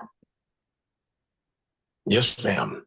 Excellent. Great. Well, thank you and good morning. I'm presenting today from V Royal on the lands of the Lekwungen, Songhees and Esquimalt people, where we do our work when we're not in your community, supporting you and doing your work. I hope you've had an opportunity to review the detailed report that is part of your agenda package. Lindsay and I are going to provide a bit of an overview to that report because it is quite comprehensive and hopefully answers a lot of the questions you might have, but we'd be happy to speak to any additional thoughts or inquiries you might have having now read it. As you know, we are within a 4-step multi-year process. We are here today, but kind of right at the end of 2 and hopefully emerging into 3 in the coming year.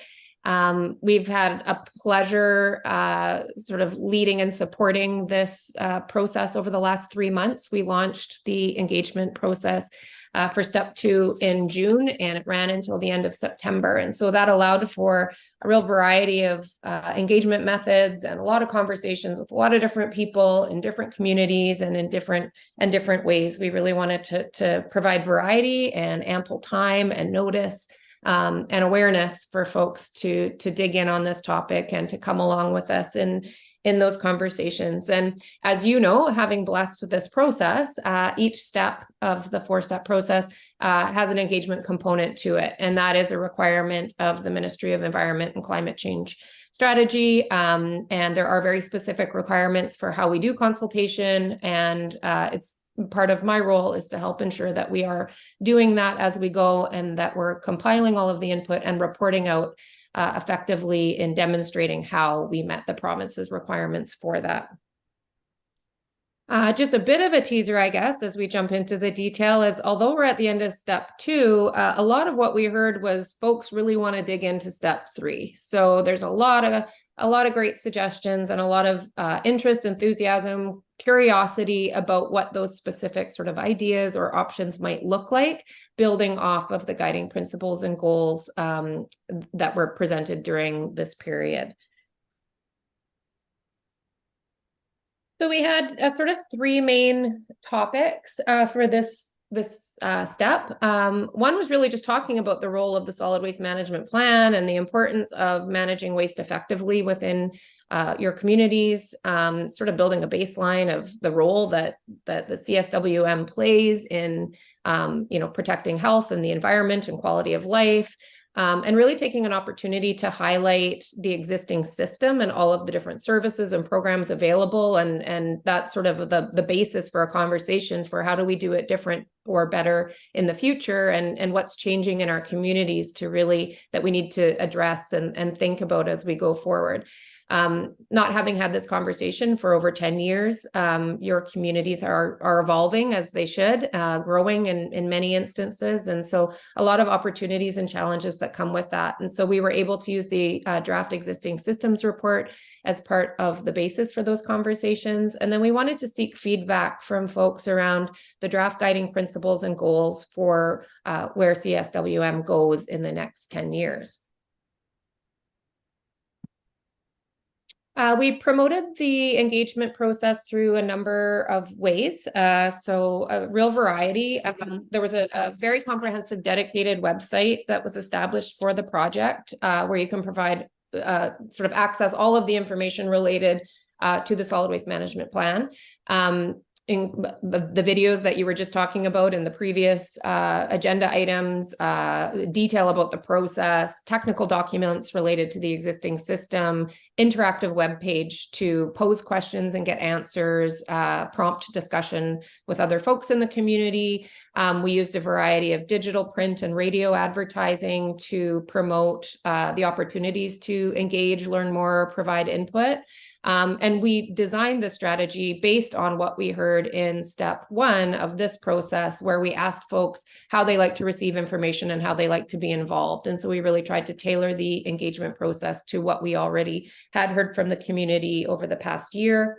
By the end of the process, we had 111 project subscribers. So wanting, updates on where we are in the process, that grew through over the 3-month period.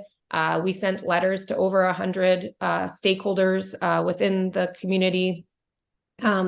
And that will continue to build as we carry on, just letting them know about the opportunity to participate and to learn more. And then there was a digital advertising campaign that, again, it sort of just pushes out information to people's phones and laptops and social media feeds so that it's really easy to happen upon the opportunity.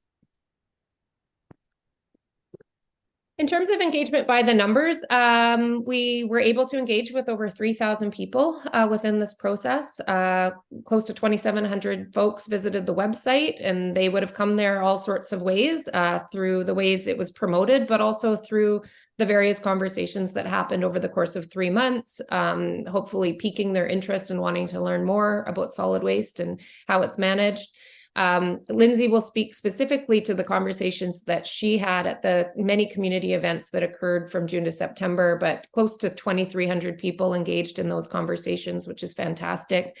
We really adopted a principle of trying to go to where the people are versus making people come to us. It's just much easier to take the choice or decision out of giving up an evening to folks if we're already where they are, and we find that we just have higher engagement when we make it easier. We had 509 online survey participants. 142 people attended the landfill tours. So this was the first time that the landfill was opened on a Saturday and invited folks to come on a bus tour and to learn more about the landfill and the context, or solid waste in the context of the landfill. And it was such an effective way of education, but also just tangible and visual. So when we talk about the breadth and also the complexity of the system, there was just overwhelmingly positive feedback about that opportunity for people to have, and the desire to see that offered to more people and more often in the future. A virtual open house was also offered in September, as well as an in-person open house. We had 12 online and 11 in person. The open house in Campbell River in September happened to be on the first night of the rain we all very much needed, but probably made for an easy night to stay home and light a fire and not go out. And the virtual open house was excellent in the sense that it was very specific questions about the system that people had come to look for answers for. And so just a great opportunity to point them in the right direction and to provide more information. In terms of how we solicited input, as I said, the landfill tours, we had 142 people join us for that in July. We had the open house in Campbell River, and then the variety of community events that Lindsay led throughout the summer.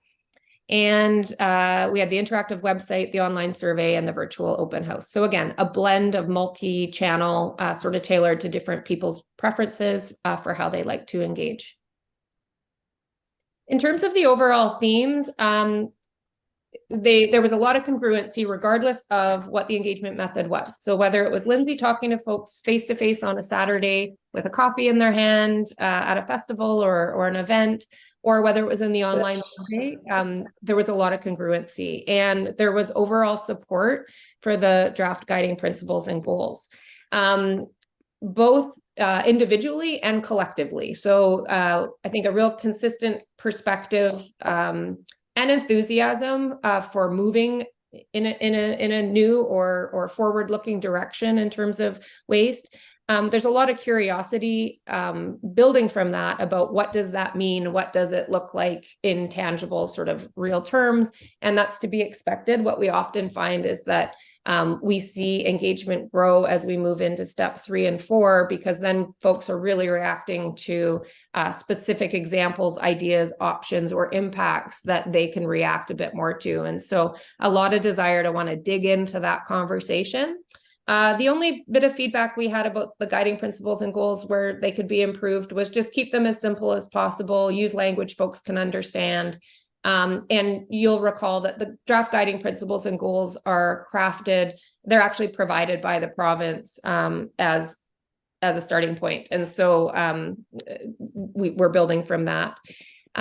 Education is key to behavior change. I listened to your earlier agenda items, just a really strong desire for more information and more education around the materials that are accepted, where they're accepted, what happens to recycling after it leaves sort of the curb or the depot, and how we as a community are doing in our waste reduction efforts. So when we talked about how far we need to come in terms of waste generation or waste diversion, it was really effective in helping people see that there was so much more opportunity to do different. And in the context of also the opportunity of getting organics out of the waste stream, again, a lot of opportunity for further education.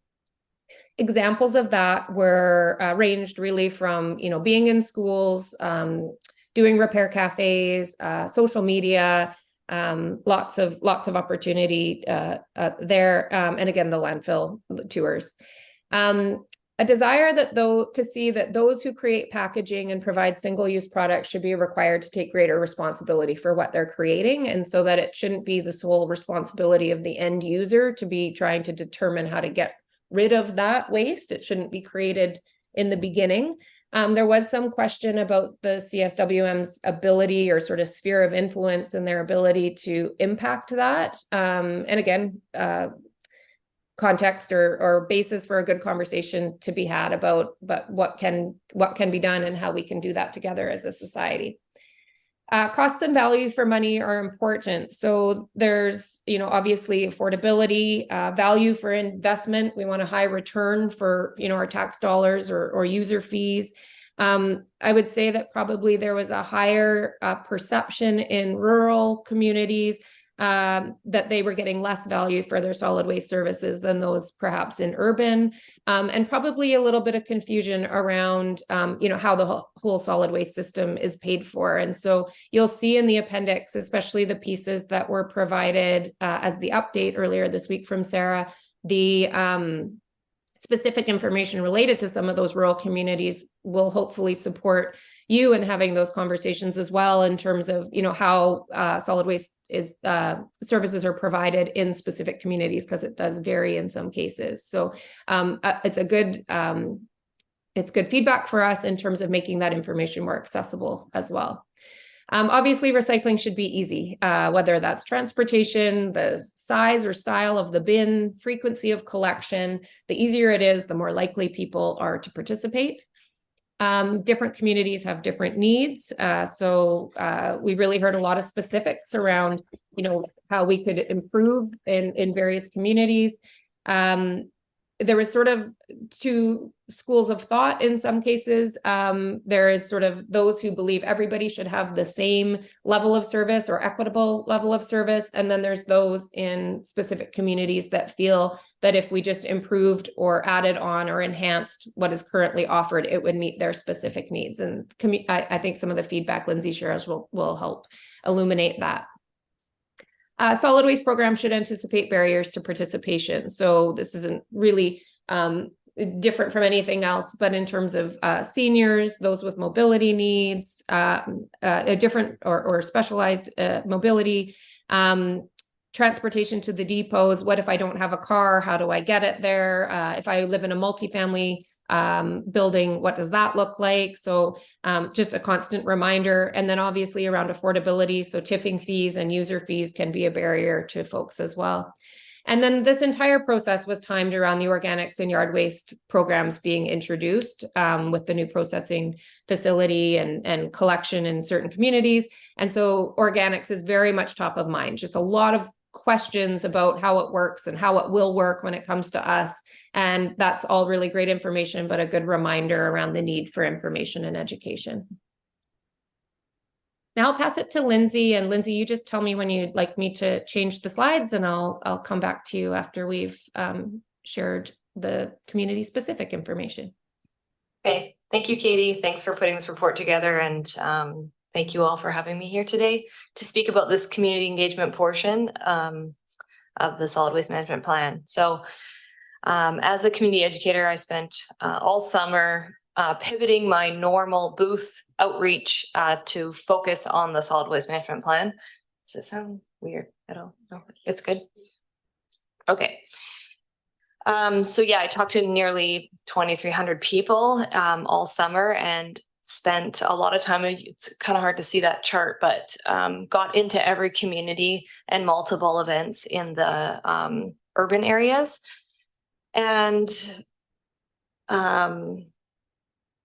basically, yeah, the focus was on the draft goals and guiding principles. But as you can imagine, when you're talking about these high level concepts, the conversation instantly sparks an action or an idea in the people I'm having conversations with. And so we captured all of that, which really helped with the overall themes that you just heard from Katie. So it's important to note that all the comments on the goals and guiding principles were supportive. And the questions were really focused on how are we going to do that, and then their ideas on how to achieve those things. So I'll just briefly go through all these communities and give you an overview of just a couple bullets of what popped out. So starting with Sayward, that was the first one I did rurally. Oh, no, it's not. These are in different orders. Anyway, we'll go with the Comox Valley. So at Canada Day and Nautical Days, there was such a large need to have another return at depot in Comox. People just didn't enjoy going to the one. Also, there was a call for more pickups of other depot only items at the curb, especially glass or flexible plastic. Area B and C, over and over and over, everybody wants curbside. That was just came up a lot. I know that's a hot topic, but no one was happy with their current service. That's the most important thing to note. What they currently have now, nobody was actually happy with what they have. And equity for waste management services through stratas, and just making sure that they have all the same access to organics collection and pickups that everybody else does, and more repair cafes and landfill tours. Big emphasis on more education. So it's been really, and I did get to go to a lot of like Rotary groups, Probus, other business groups and senior centers, and I talked a lot about waste management in general, showed Tina's video, and talked about the solid waste management plan. So there was a lot of engagement in the Comox Valley related to this. And so then I went out to Zabello's, and because they don't have a public event that I could just attend, I actually did door knocking there. So it was really actually great to have those conversations. A lot of people were in town, and there was a big need to have an express and go for refundables and a metal bin where they could put all their scrap metal.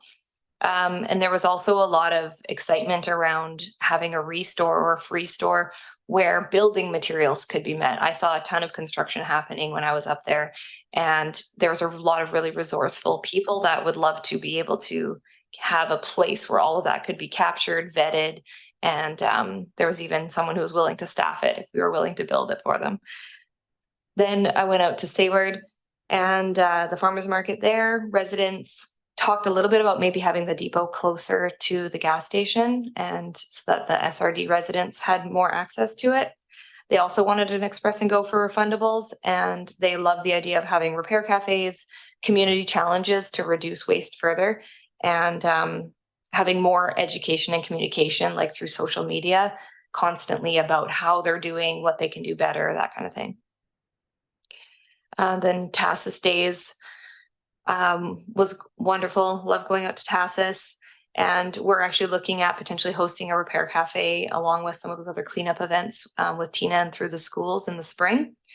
They did want yard waste and organics collection. That we do have a composting program out there, but the people I spoke with were more interested in having it picked up. And having more depot categories. So being able to deal with batteries, electronics, small appliances, paint, kind of having everything that is in all the other communities. So that's kind of a theme. I don't know, I feel like this will take a long time to go through every community, but just keep rolling. Okay.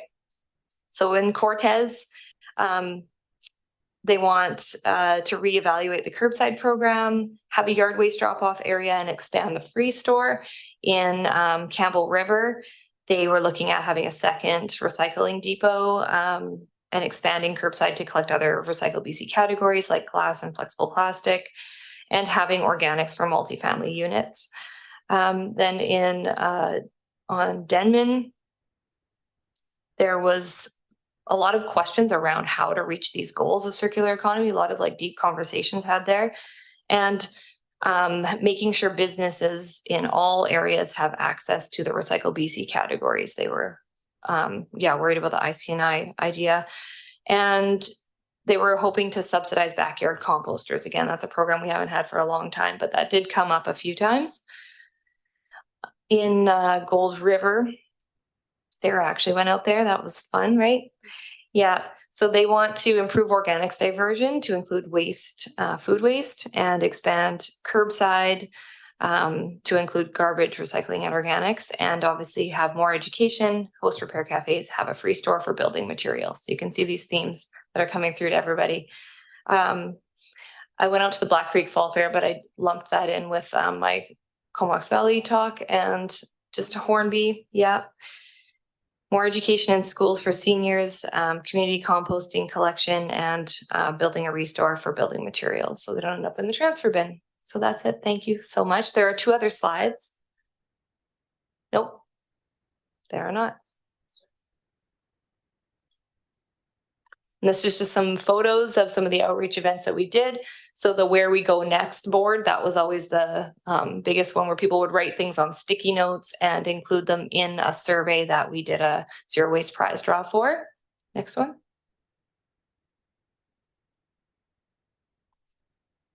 Yeah, and just reiterating that there was a ton of support for those goals and guiding principles, and everyone was really keen to see where this is going to go for the next 10 years. Thank you so much. Thank you very much. We're still on discussion. Call the question. Oh, Director Wells. My apologies, co-chair. I think I have one question. Just because you brought it, you mentioned the sort of frustration around the return at location in Comox sort of being absent. And I just wondered if there is an update or a timeline, because I know it's a question I get asked as well, even though it's not my area. I'll let Sarah answer that one. Thanks for the question. Yeah, it's a bit of a challenge. It's not ours to cite, but we're continuing to follow up with Oncorp, who has placed that temporary Express and Go location. That's really the anchor tenant for anyone who does want to start up a depot. So the sort of license is available. It's for sale on the Oncorp. So if there is someone who's interested, then that's available to purchase, and then they would have to find another location. That is my understanding. Vivian's giving me a good nod. So okay, yeah, because I had heard it was a rezoning thing, but it's actually potentially worse than that in terms of there's nobody even. The fellow who had the license, yes, he struggled with the zoning and citing something that was within the current zoning within the town of Comox, in that the only location that was zoned appropriately was the one he was in and being asked to leave. And so he attempted to cite outside of the town of Comox. That also did not have appropriate zoning. He was working through that, but decided not to continue that, and that was his decision. So yeah, the owner's subsequently, it seems, given up himself in terms of citing one, and has sort of put it back on the chopping block for someone to potentially come in and start a new small business. All righty. Not the answer I was hoping for. Sorry. Okay, thank you very much. Call the question. All in favor on receipt. Oh, we got right. Is that Director Rice? No, sorry, your hand went up. Director Greaves.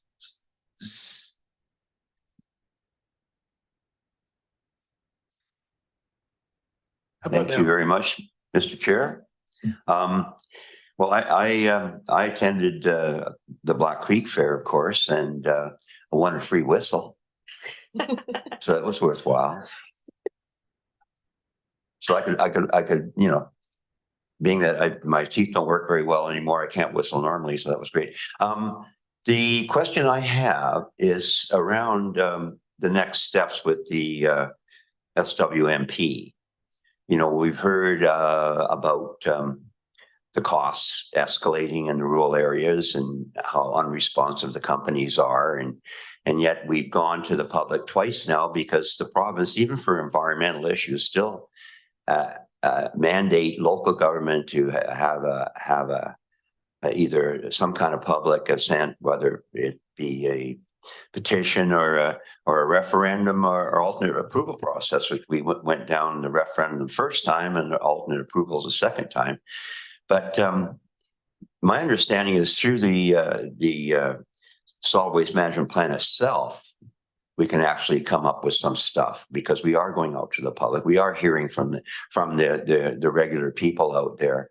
And I I myself have canceled my contract with one of the waste haulers because, you know, they used to come around sometimes at 7 o'clock in the morning, you know, and we have bears and what have you. So, you know, you might have missed them if you weren't up before the bears. So my question is there a possibility then of coming up with some kind of a unified waste hauling contract that would include recyclables in the rural areas through the SWMP?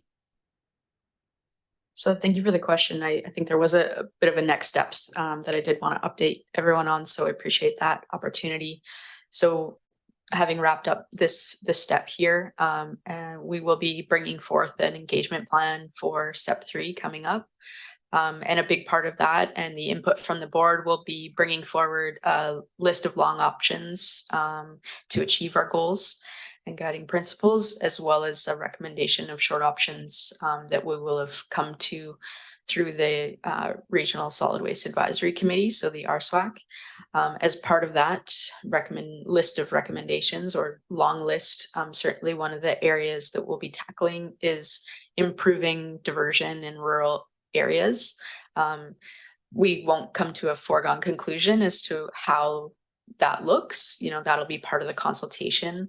And I think we'll have some targeted sort of town hall style meetings with rural residents that have, you know, expressed through this a willingness to improve diversion in their areas. So I think what we were able to do through this last step was to have sort of brief conversations and get people's sense of approval for the goals and guiding principles, which were short conversations that really merged well with Lindsay being in the community already. But in the next step, because these are longer conversations and more comprehensive ones that we want to have with community members, one of which being curbside depots, you know, what does that look like for rural folks who want to recycle more and have more accessibility to waste services. It'll be scheduling some community events to bring people out. And then to very specifically answer the question around the solid waste management plan and its ability to approve, there are services that can be created through this process. There is approval of capital funding to support construction potentially, as well. There are bylaws that can be developed and put through this process. So if any of those form part of the final plan that goes through the consultation with the public, then that can, as you say, sort of replace the AAP or the referendum process for the development of a service. Want to follow up, Mr. Chair? Certainly. Thank you. That's great, because I think in a way you know, we heard from the public that this was a tax grab. Well, what utility actually makes money, I don't know. But and then of course after we withdrew after the alternate approval, when we withdrew the initiative, all the companies put their prices sky high. So my question to staff was that my understanding is that this has increased vehicular traffic at the landfill immensely, that we are almost double what, say, Capital are doing at their landfill now, because all the private vehicles coming up. And we talk about greenhouse gas emissions. I can tell you most of them are pickup trucks. And you know, that's what I've been reduced to doing now is in fact, the other day I just took a load up. So, you know, it seems to me to be counterintuitive that if people are actually looking towards, you know, doing the best thing and for the environment and to handle their waste, the last thing you need is everybody driving personally up to the landfill. So, thank you. Okay, thank you, Director Davis. Yeah, thank you. That's a great presentation and great report. I certainly hear from the community here that we would like to see greater use of secondary building materials. Like right now, a lot of it goes to the dump and people will go there and scavenge. And my understanding is they're not supposed to do that because of liability issues. So it'd be really good to see more of a formal system where these things can be dropped off. Some of it right now does go to our free store. which can be problematic because it can be overwhelmed with it, whether it's windows or paints or that sort of thing. But if we could have some sort of sheltered area out at our landfill, which is regional district land, that would be wonderful. So yeah, thank you for this. Very much. Still a discussion, so call the question. All in favor? Opposed? Seeing none, it is carried. Thank you. So the recommendation, move it. Director Wells, Director Grieve. Discussion. All in favor? Opposed? Seeing none, carried. Number 7. Comox Valley Waste Management Center quarterly late opening report. Oh, Director Wells, Director Grant. Discussion. Thank you, Mr. Chair. And Vivian Shaw, our Senior Manager of CSWM Services, will provide an update on this report and available for any questions. Vivian?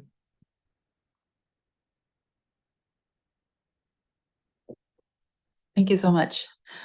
Through the CEO to the chair and the board, CSWM board, this report here recommends a modification to our current operational hours at the Comox Valley Waste Management Center in Cumberland to facilitate staff training. Currently, our current operational hours is from 8 a.m. to 5:30 p.m. 7 days a week. And it presents obvious challenges when it comes to meeting critical training obligations that are mandated by WorkSafe BC, our internal training requirements. And to that end, this report here details the proposal for a quarterly late opening from the current 8 a.m. opening time to 12 p.m. noon and closing at the regular time at 5:30. The proposal here arises from an evaluation from our joint occupational health and safety committee meetings that's mandated by WorkSafe, and it highlighted training gaps that addresses the need for our trainings for operation and also for compliance. The challenges for this need for interactive training sessions, especially for WorkSafe mandated trainings, such as the emergency response training and the drills, has been the most problematic. Our landfill supervisor has been doing a great job, doing the best that he can to conduct these types of trainings, usually on a one-on-one or one-by-one basis, often through online sessions, in which, based on feedback from the staff and the supervisor, has not been effective nor efficient. So specifically to the emergency drills, these currently are not being done as we do not have the available staff to provide coverage to maintain our current level of service. So this is, again, really necessary in the context of our emergency preparedness. Staff is recommending that we make a strategic adjustment to a pre-scheduled late opening 4 times a year. And it's going to be proposed to be held on Wednesdays to make sure that we're accommodating both crews, our front half and our back half crews.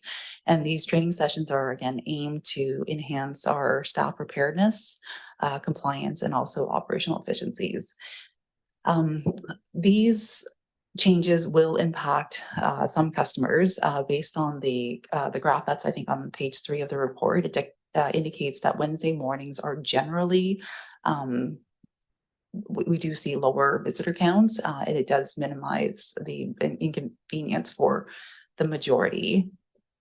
So again, to ensure minimal disruption to customers and our municipal curbside collection service for the municipal partners.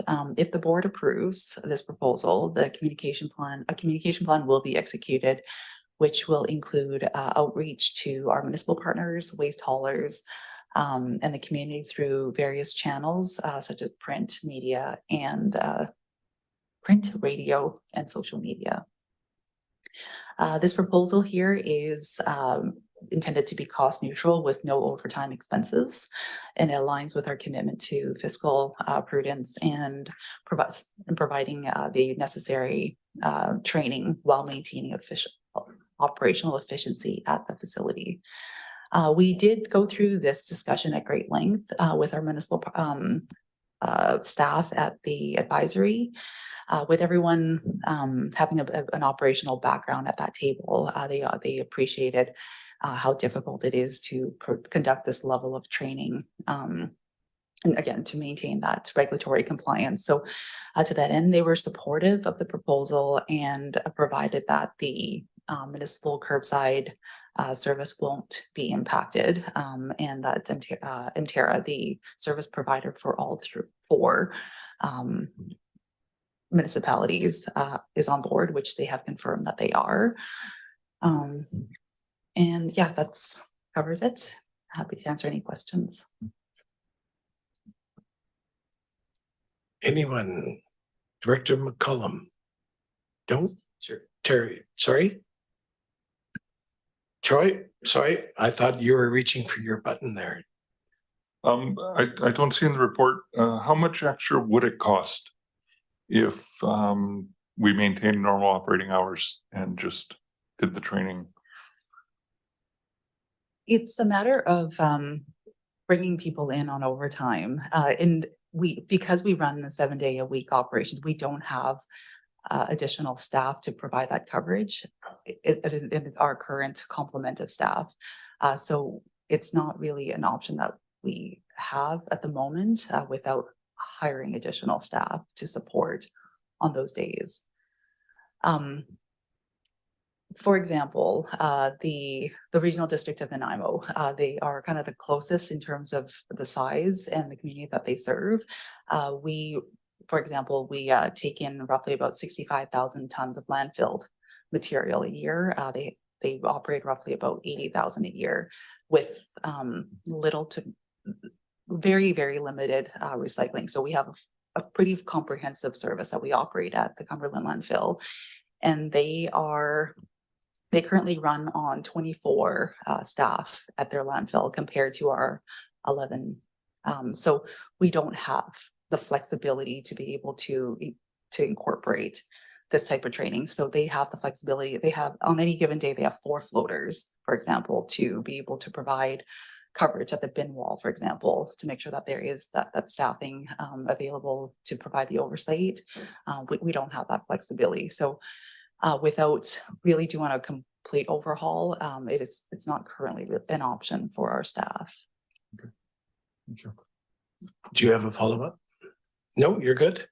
Okay, anyone else? Nope. Thank you very much for your presentation. Okay, that was Director Moini. Thank you. It's a really quick question, and it was just really about will there be social media sharing of this information and sort of like a schedule? Because I'm just thinking about folks on islands who are using having to make trips to the transfer station or to the landfill, and if I had a car full of garbage and I couldn't drop it off for 4 hours, I might be smelly and annoyed. So just wondering about the sharing of the information in advance.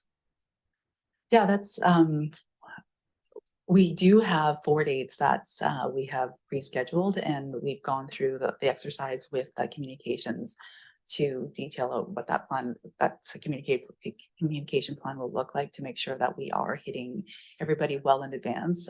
Again, we don't want to get it too far out because it's not necessarily effective, but we're looking to make sure that we have at least a 2 weeks advance notice. Sorry, a month to 2 weeks. We're trying to pinpoint that right now, but we will also have proper signage at the facilities well ahead of time to make sure that people are aware of this disruption 4 times a year. But through social media, and we have, based on all of the communication efforts that we've done through the solid waste management plan and other efforts, we have a fairly good understanding of the various channels, especially for the smaller remote communities, as to how to get that message out, and we'll employ those same channels as well. I think one of the ways is if you sent what you're putting out there in terms of the scheduling to the municipalities or the EAs, they have an opportunity to put it in their newsletter. Thank you. Okay, we're still in discussion. All in favor? Opposed? Seeing none, motion is carried. The 2023 receipt is carried, sorry. Thank you. We got a second. We got. Do we have a third? No, okay, so discussion, all in favor? Opposed? Seeing none, carried. There we go. Director Grieve, Director Grant, discussion on 8. Thank you, Mr. Chair. Adam Idris, our solid waste analyst, is here to present some background information on the capital project summary for 2023. So Adam, over to you if you want to press your mic and we'll get you on.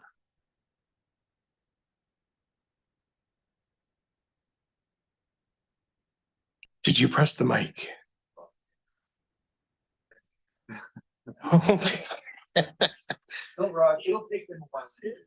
I appreciate that, Director Wiles. Thank you.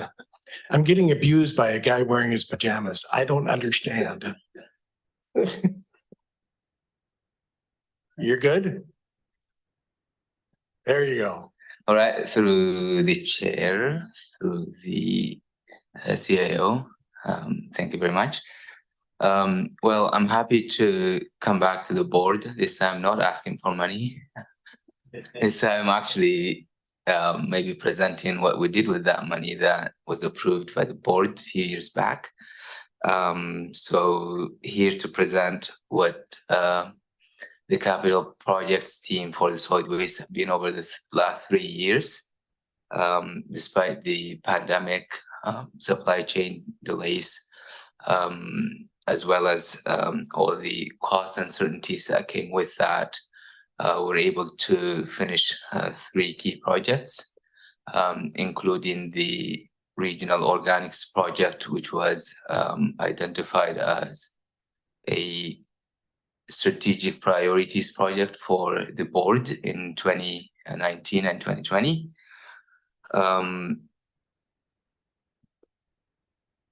So the organics compost facility, or a little bit back, that project consists of 2 facilities, one at the transfer station in Cumberland, which takes all the organics from the municipalities in the valley here, and then the main compost facility in Camber River. The site that you see here was the cleanest slate in Block J in Camber River. So I took that photo just before we started the project, the earthworks. Here you will see the foundation part of the project. We have the big concrete slab there that is the biofilter to treat odorous air from the primary building. And we have the primary building foundation as we see, the secondary building, and the storage building is not there yet. Now we'll see the complete project. A lot of you have been at the facility. It basically is designed to flow. Materials come into the primary building. We compost it there for 2 to 3 weeks, and then it moves to the secondary building for extra treatment. And then once it's finished, we take it to the storage building, and then hopefully we sell it later to the customers from the customer pickup area. This is another angle of the facility. And then here is the inside of the primary composting building. So it's fairly simple as far as how it works. It's bunkers. We have aeration trenches underneath. We have blowers that blow air from the bottom up, feeding the bugs some oxygen, and then the bugs doing their job to break down the materials. We have at the top, you can see we have air ducts to take air that is odorous and then treating it through the biofilter. Now, I keep bringing up the biofilter. That was a key part of the whole project because compost facilities are known to have odors. We had feedback from the neighbors, and that was their key concern. And we made changes during the design process that we make sure we treat this air, we don't get complaints, we become good neighbors for the residents in the area. And of course, when we live in the wet coast, we got a lot of rain, we have contact water that we have to treat before we discharge. And then this is our aerated lagoon that we treat contact water that comes with finished compost product that we treat. Now, we do have what we call leachate that goes through the untreated compost, and we put that in tanks underground that we recirculate through the process as we need it. And then last but not least, we have the transfer station that's in Cumberland here. It's fairly simple building. Trucks unload at the top and then gets pushed into walking floor trailers at the bottom. And then we take it to the compost facility. As far as the budget goes, this was a $17.6 million project. We have spent almost 17.5 at this point. There's close to $100,000 left. We'll spend a lot of that as well, doing some, tying some loose ends such as flow meter, data loggers for the pond, tarps for finished compost products, and so on. Off to the Kamba River landfill closure. So I'm going to be a bit technical with this. It looks fairly simple, not much going on. However, we spent $9 million on it. It's a large surface area, some 90,000 square meters. The way it works is we have garbage, we have a foundation layer right above it, a foot depth of soil basically, and then we put a liner system on top of it, and then we have to put a 1.5 foot cover material, so there's a lot of earthwork going on. We call that a protection layer, and then we put a 6-inch topsoil to make it look nice and green like so. And then the other side of it, once you cap a landfill, we have to have a way to get rid of the gas that gets produced underneath the dome there, and that is what the landfill gas system is for, including the flare station that we have to burn at the end of the day.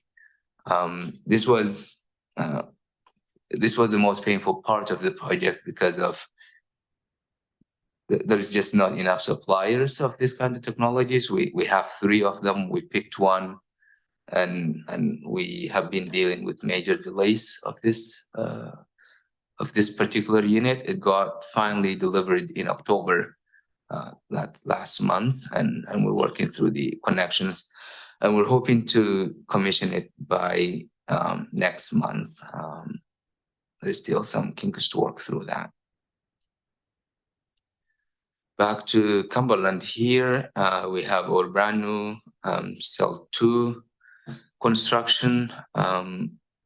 This is a landfill cell to expand for cell 1. I just did a quick Google search of the equivalency of that. They say it's equivalent to 49 Olympic-sized swimming pools. It's a fairly big cell. It will take us for the next 10 years. So that one costs us some 13 million at this point out of $14.8 million budget. The first load of garbage went to it in August. So this is just a photo of like a depiction of what we're planning here.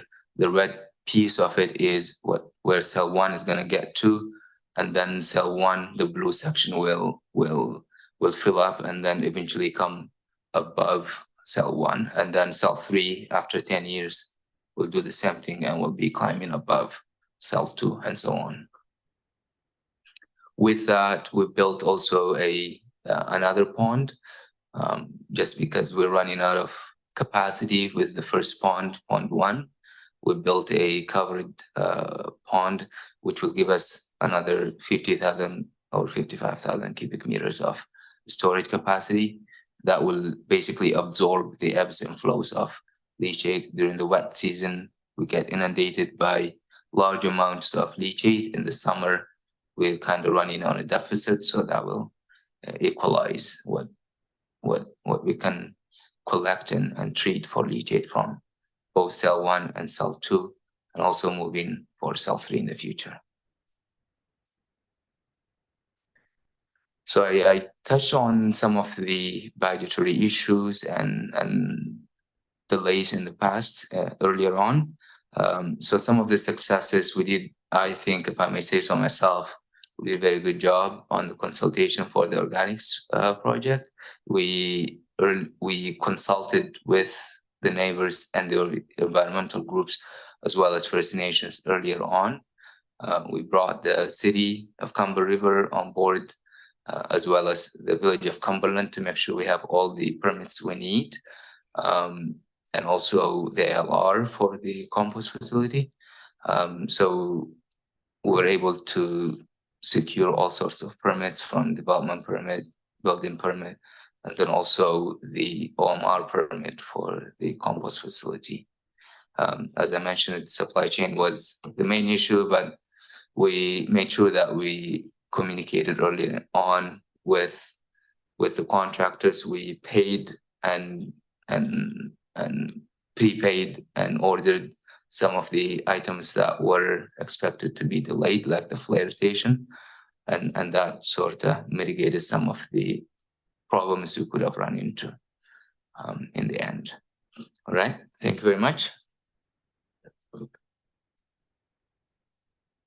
I just saw a few eyebrows get raised when that one photo of the cell 1, 2, and 3 popped up. I just want to note that it's not to scale. Our target landfill height is 212 meters above sea level, and just for reference, our closed landfill, Pigeon Lake, is 185. So it's not to scale. So there was some alarm raised eyebrows. I just wanted to note that. Thank you very much.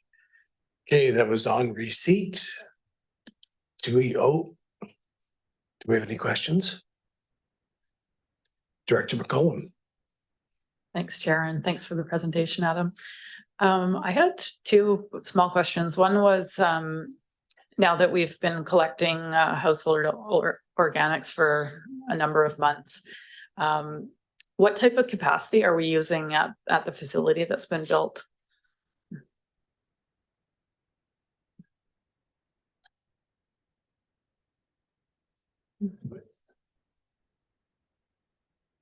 Oh, sorry.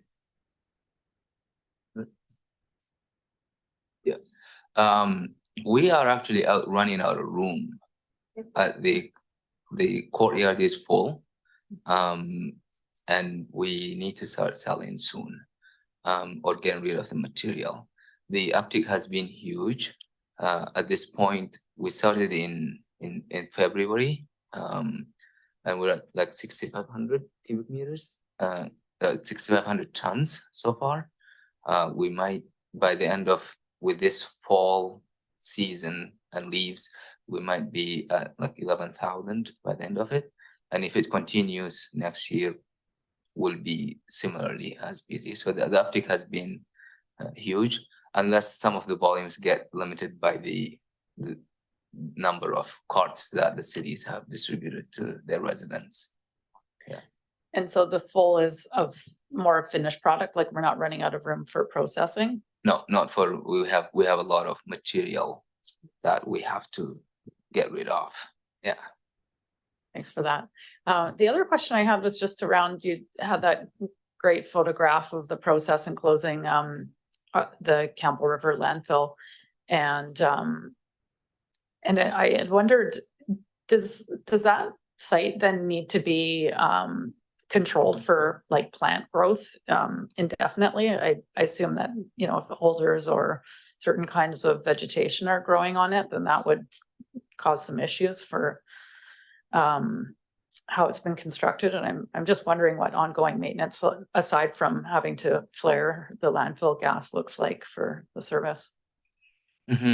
So at the end of this, we hydroseeded the whole slope, and what grows there is basically grass.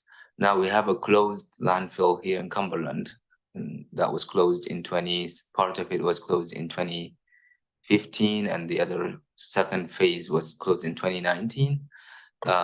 The grass grows and then dies, grows and dies. So we haven't done much of maintenance on it except with Scotch broom that we have to go out and hand dig them. Yeah. Okay, Director Von Esch. Thank you, Chair. I'm personally really excited to see the flaring come very close to getting online. The tour was really informative when we all visited. My understanding, this is going to decrease our greenhouse gas emissions by 25,000 tons per year, which I think is a huge good news story, I think, for the work that we're doing here.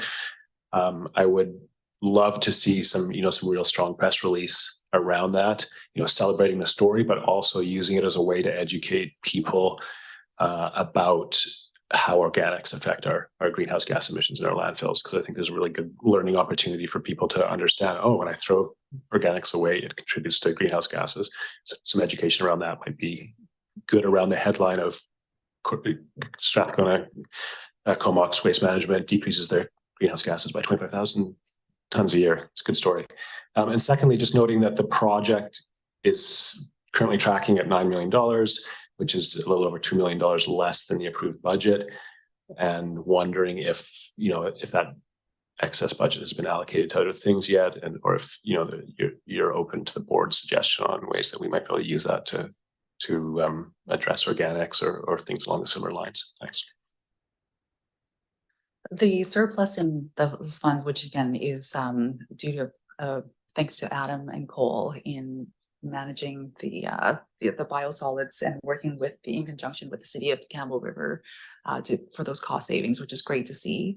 The additional surplus will just go back into our capital reserve funds for a rainy day for our future projects that we do have, which we do have a number of projects earmarked within our 10-year capital plan, and these are going to be presented to the board in January for your consideration. Okay, thank you very much. That was still on receipt. Call the question. All in favor? Opposed? Seeing none, carried. The CSWM Resolution Status Report. Director Grant, Director Wells, discussion?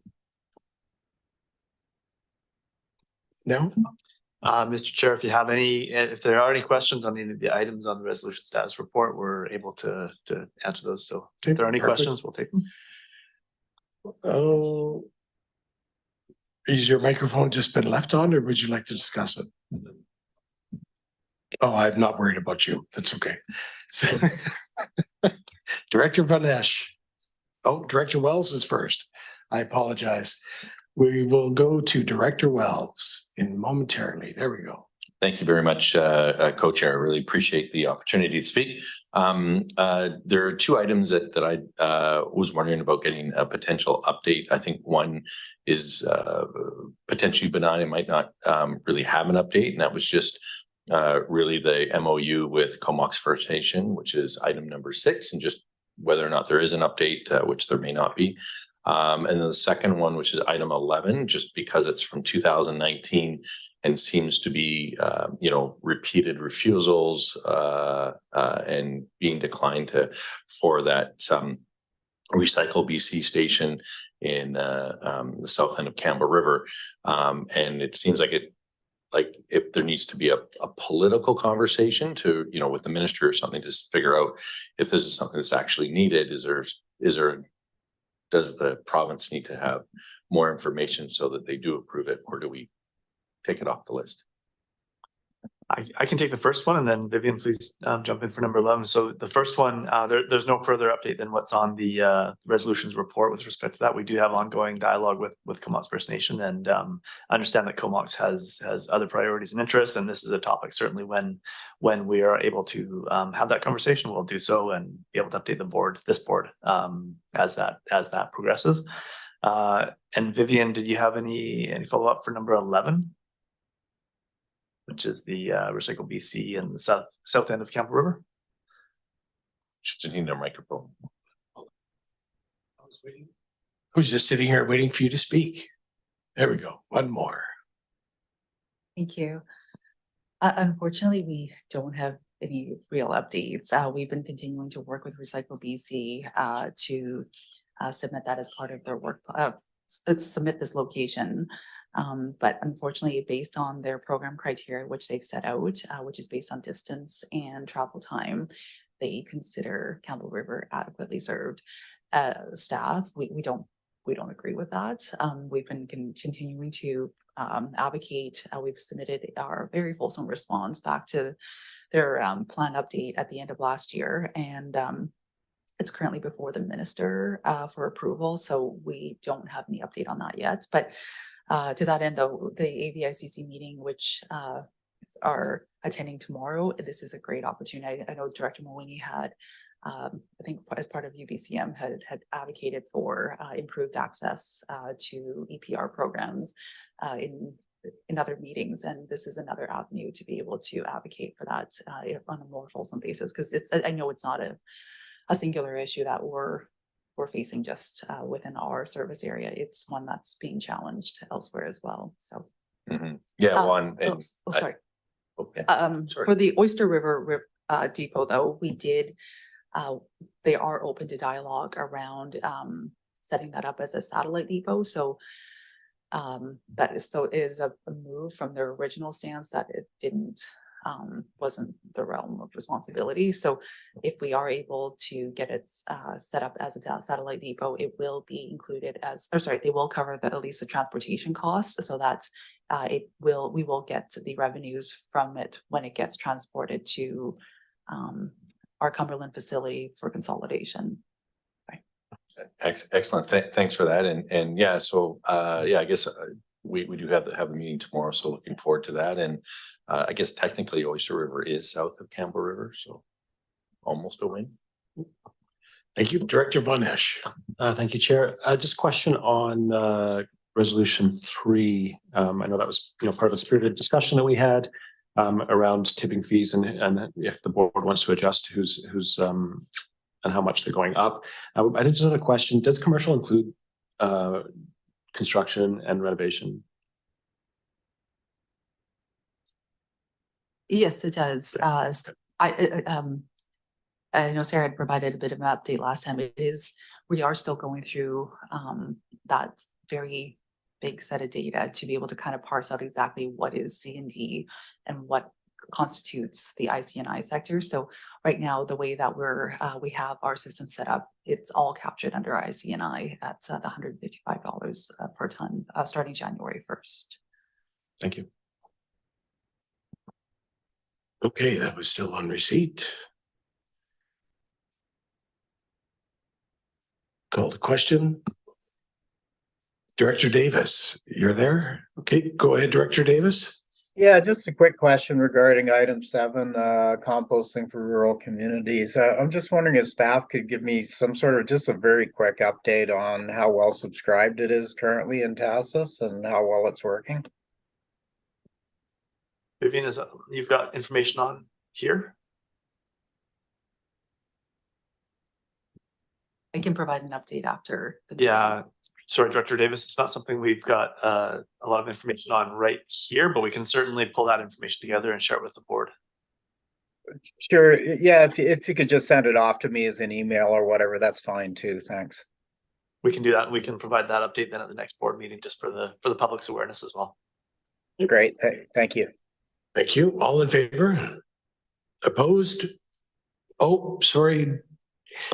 Last moment, we have Director Mawini. Thank you, Chair. surprisingly, I'm going to ask about the recycle depot on number 10 on the status report. Just that I know that we've been having the same answer for some time, lease agreement with legal. The community was told that it was going to be installed in November 2022, and that is a year ago. And I'm just curious if there's a timeline that we could see that we can share with the community about when they might actually be getting a recycle depot. There's a lot of interest on the island. Vivian, if you've got some context around that one. Yeah, it is.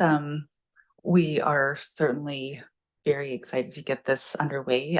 We do have, we're at the very tail end of that lease agreement, negotiations with the property owner.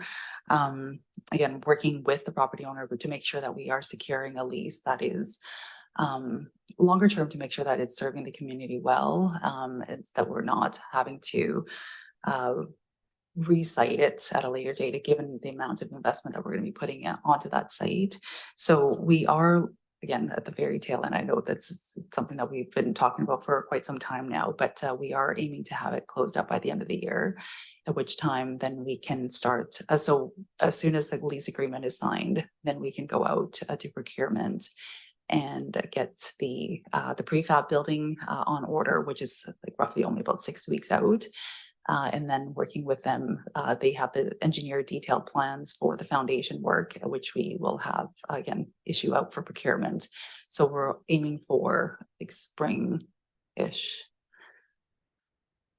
of next year, which is, I recognize it's farther than what we had originally discussed, but that's the status update on the Quadra Depot. Okay. Thank you very much. And again, that's on receipt. All in favor? Opposed? Seeing none, carried. And now we go down to bylaws and resolution recommendation for bylaw number 791. Second. Thank you. Director Grant, Director Wells, discussion? Really? All in favor? Opposed? Seeing none, carried. I don't know if I'm ready yet. Oh, yes. Director Grant, oh yes, I am. Thanks, everybody. All in favor? Opposed? Seeing none. Don't forget there's lunch out.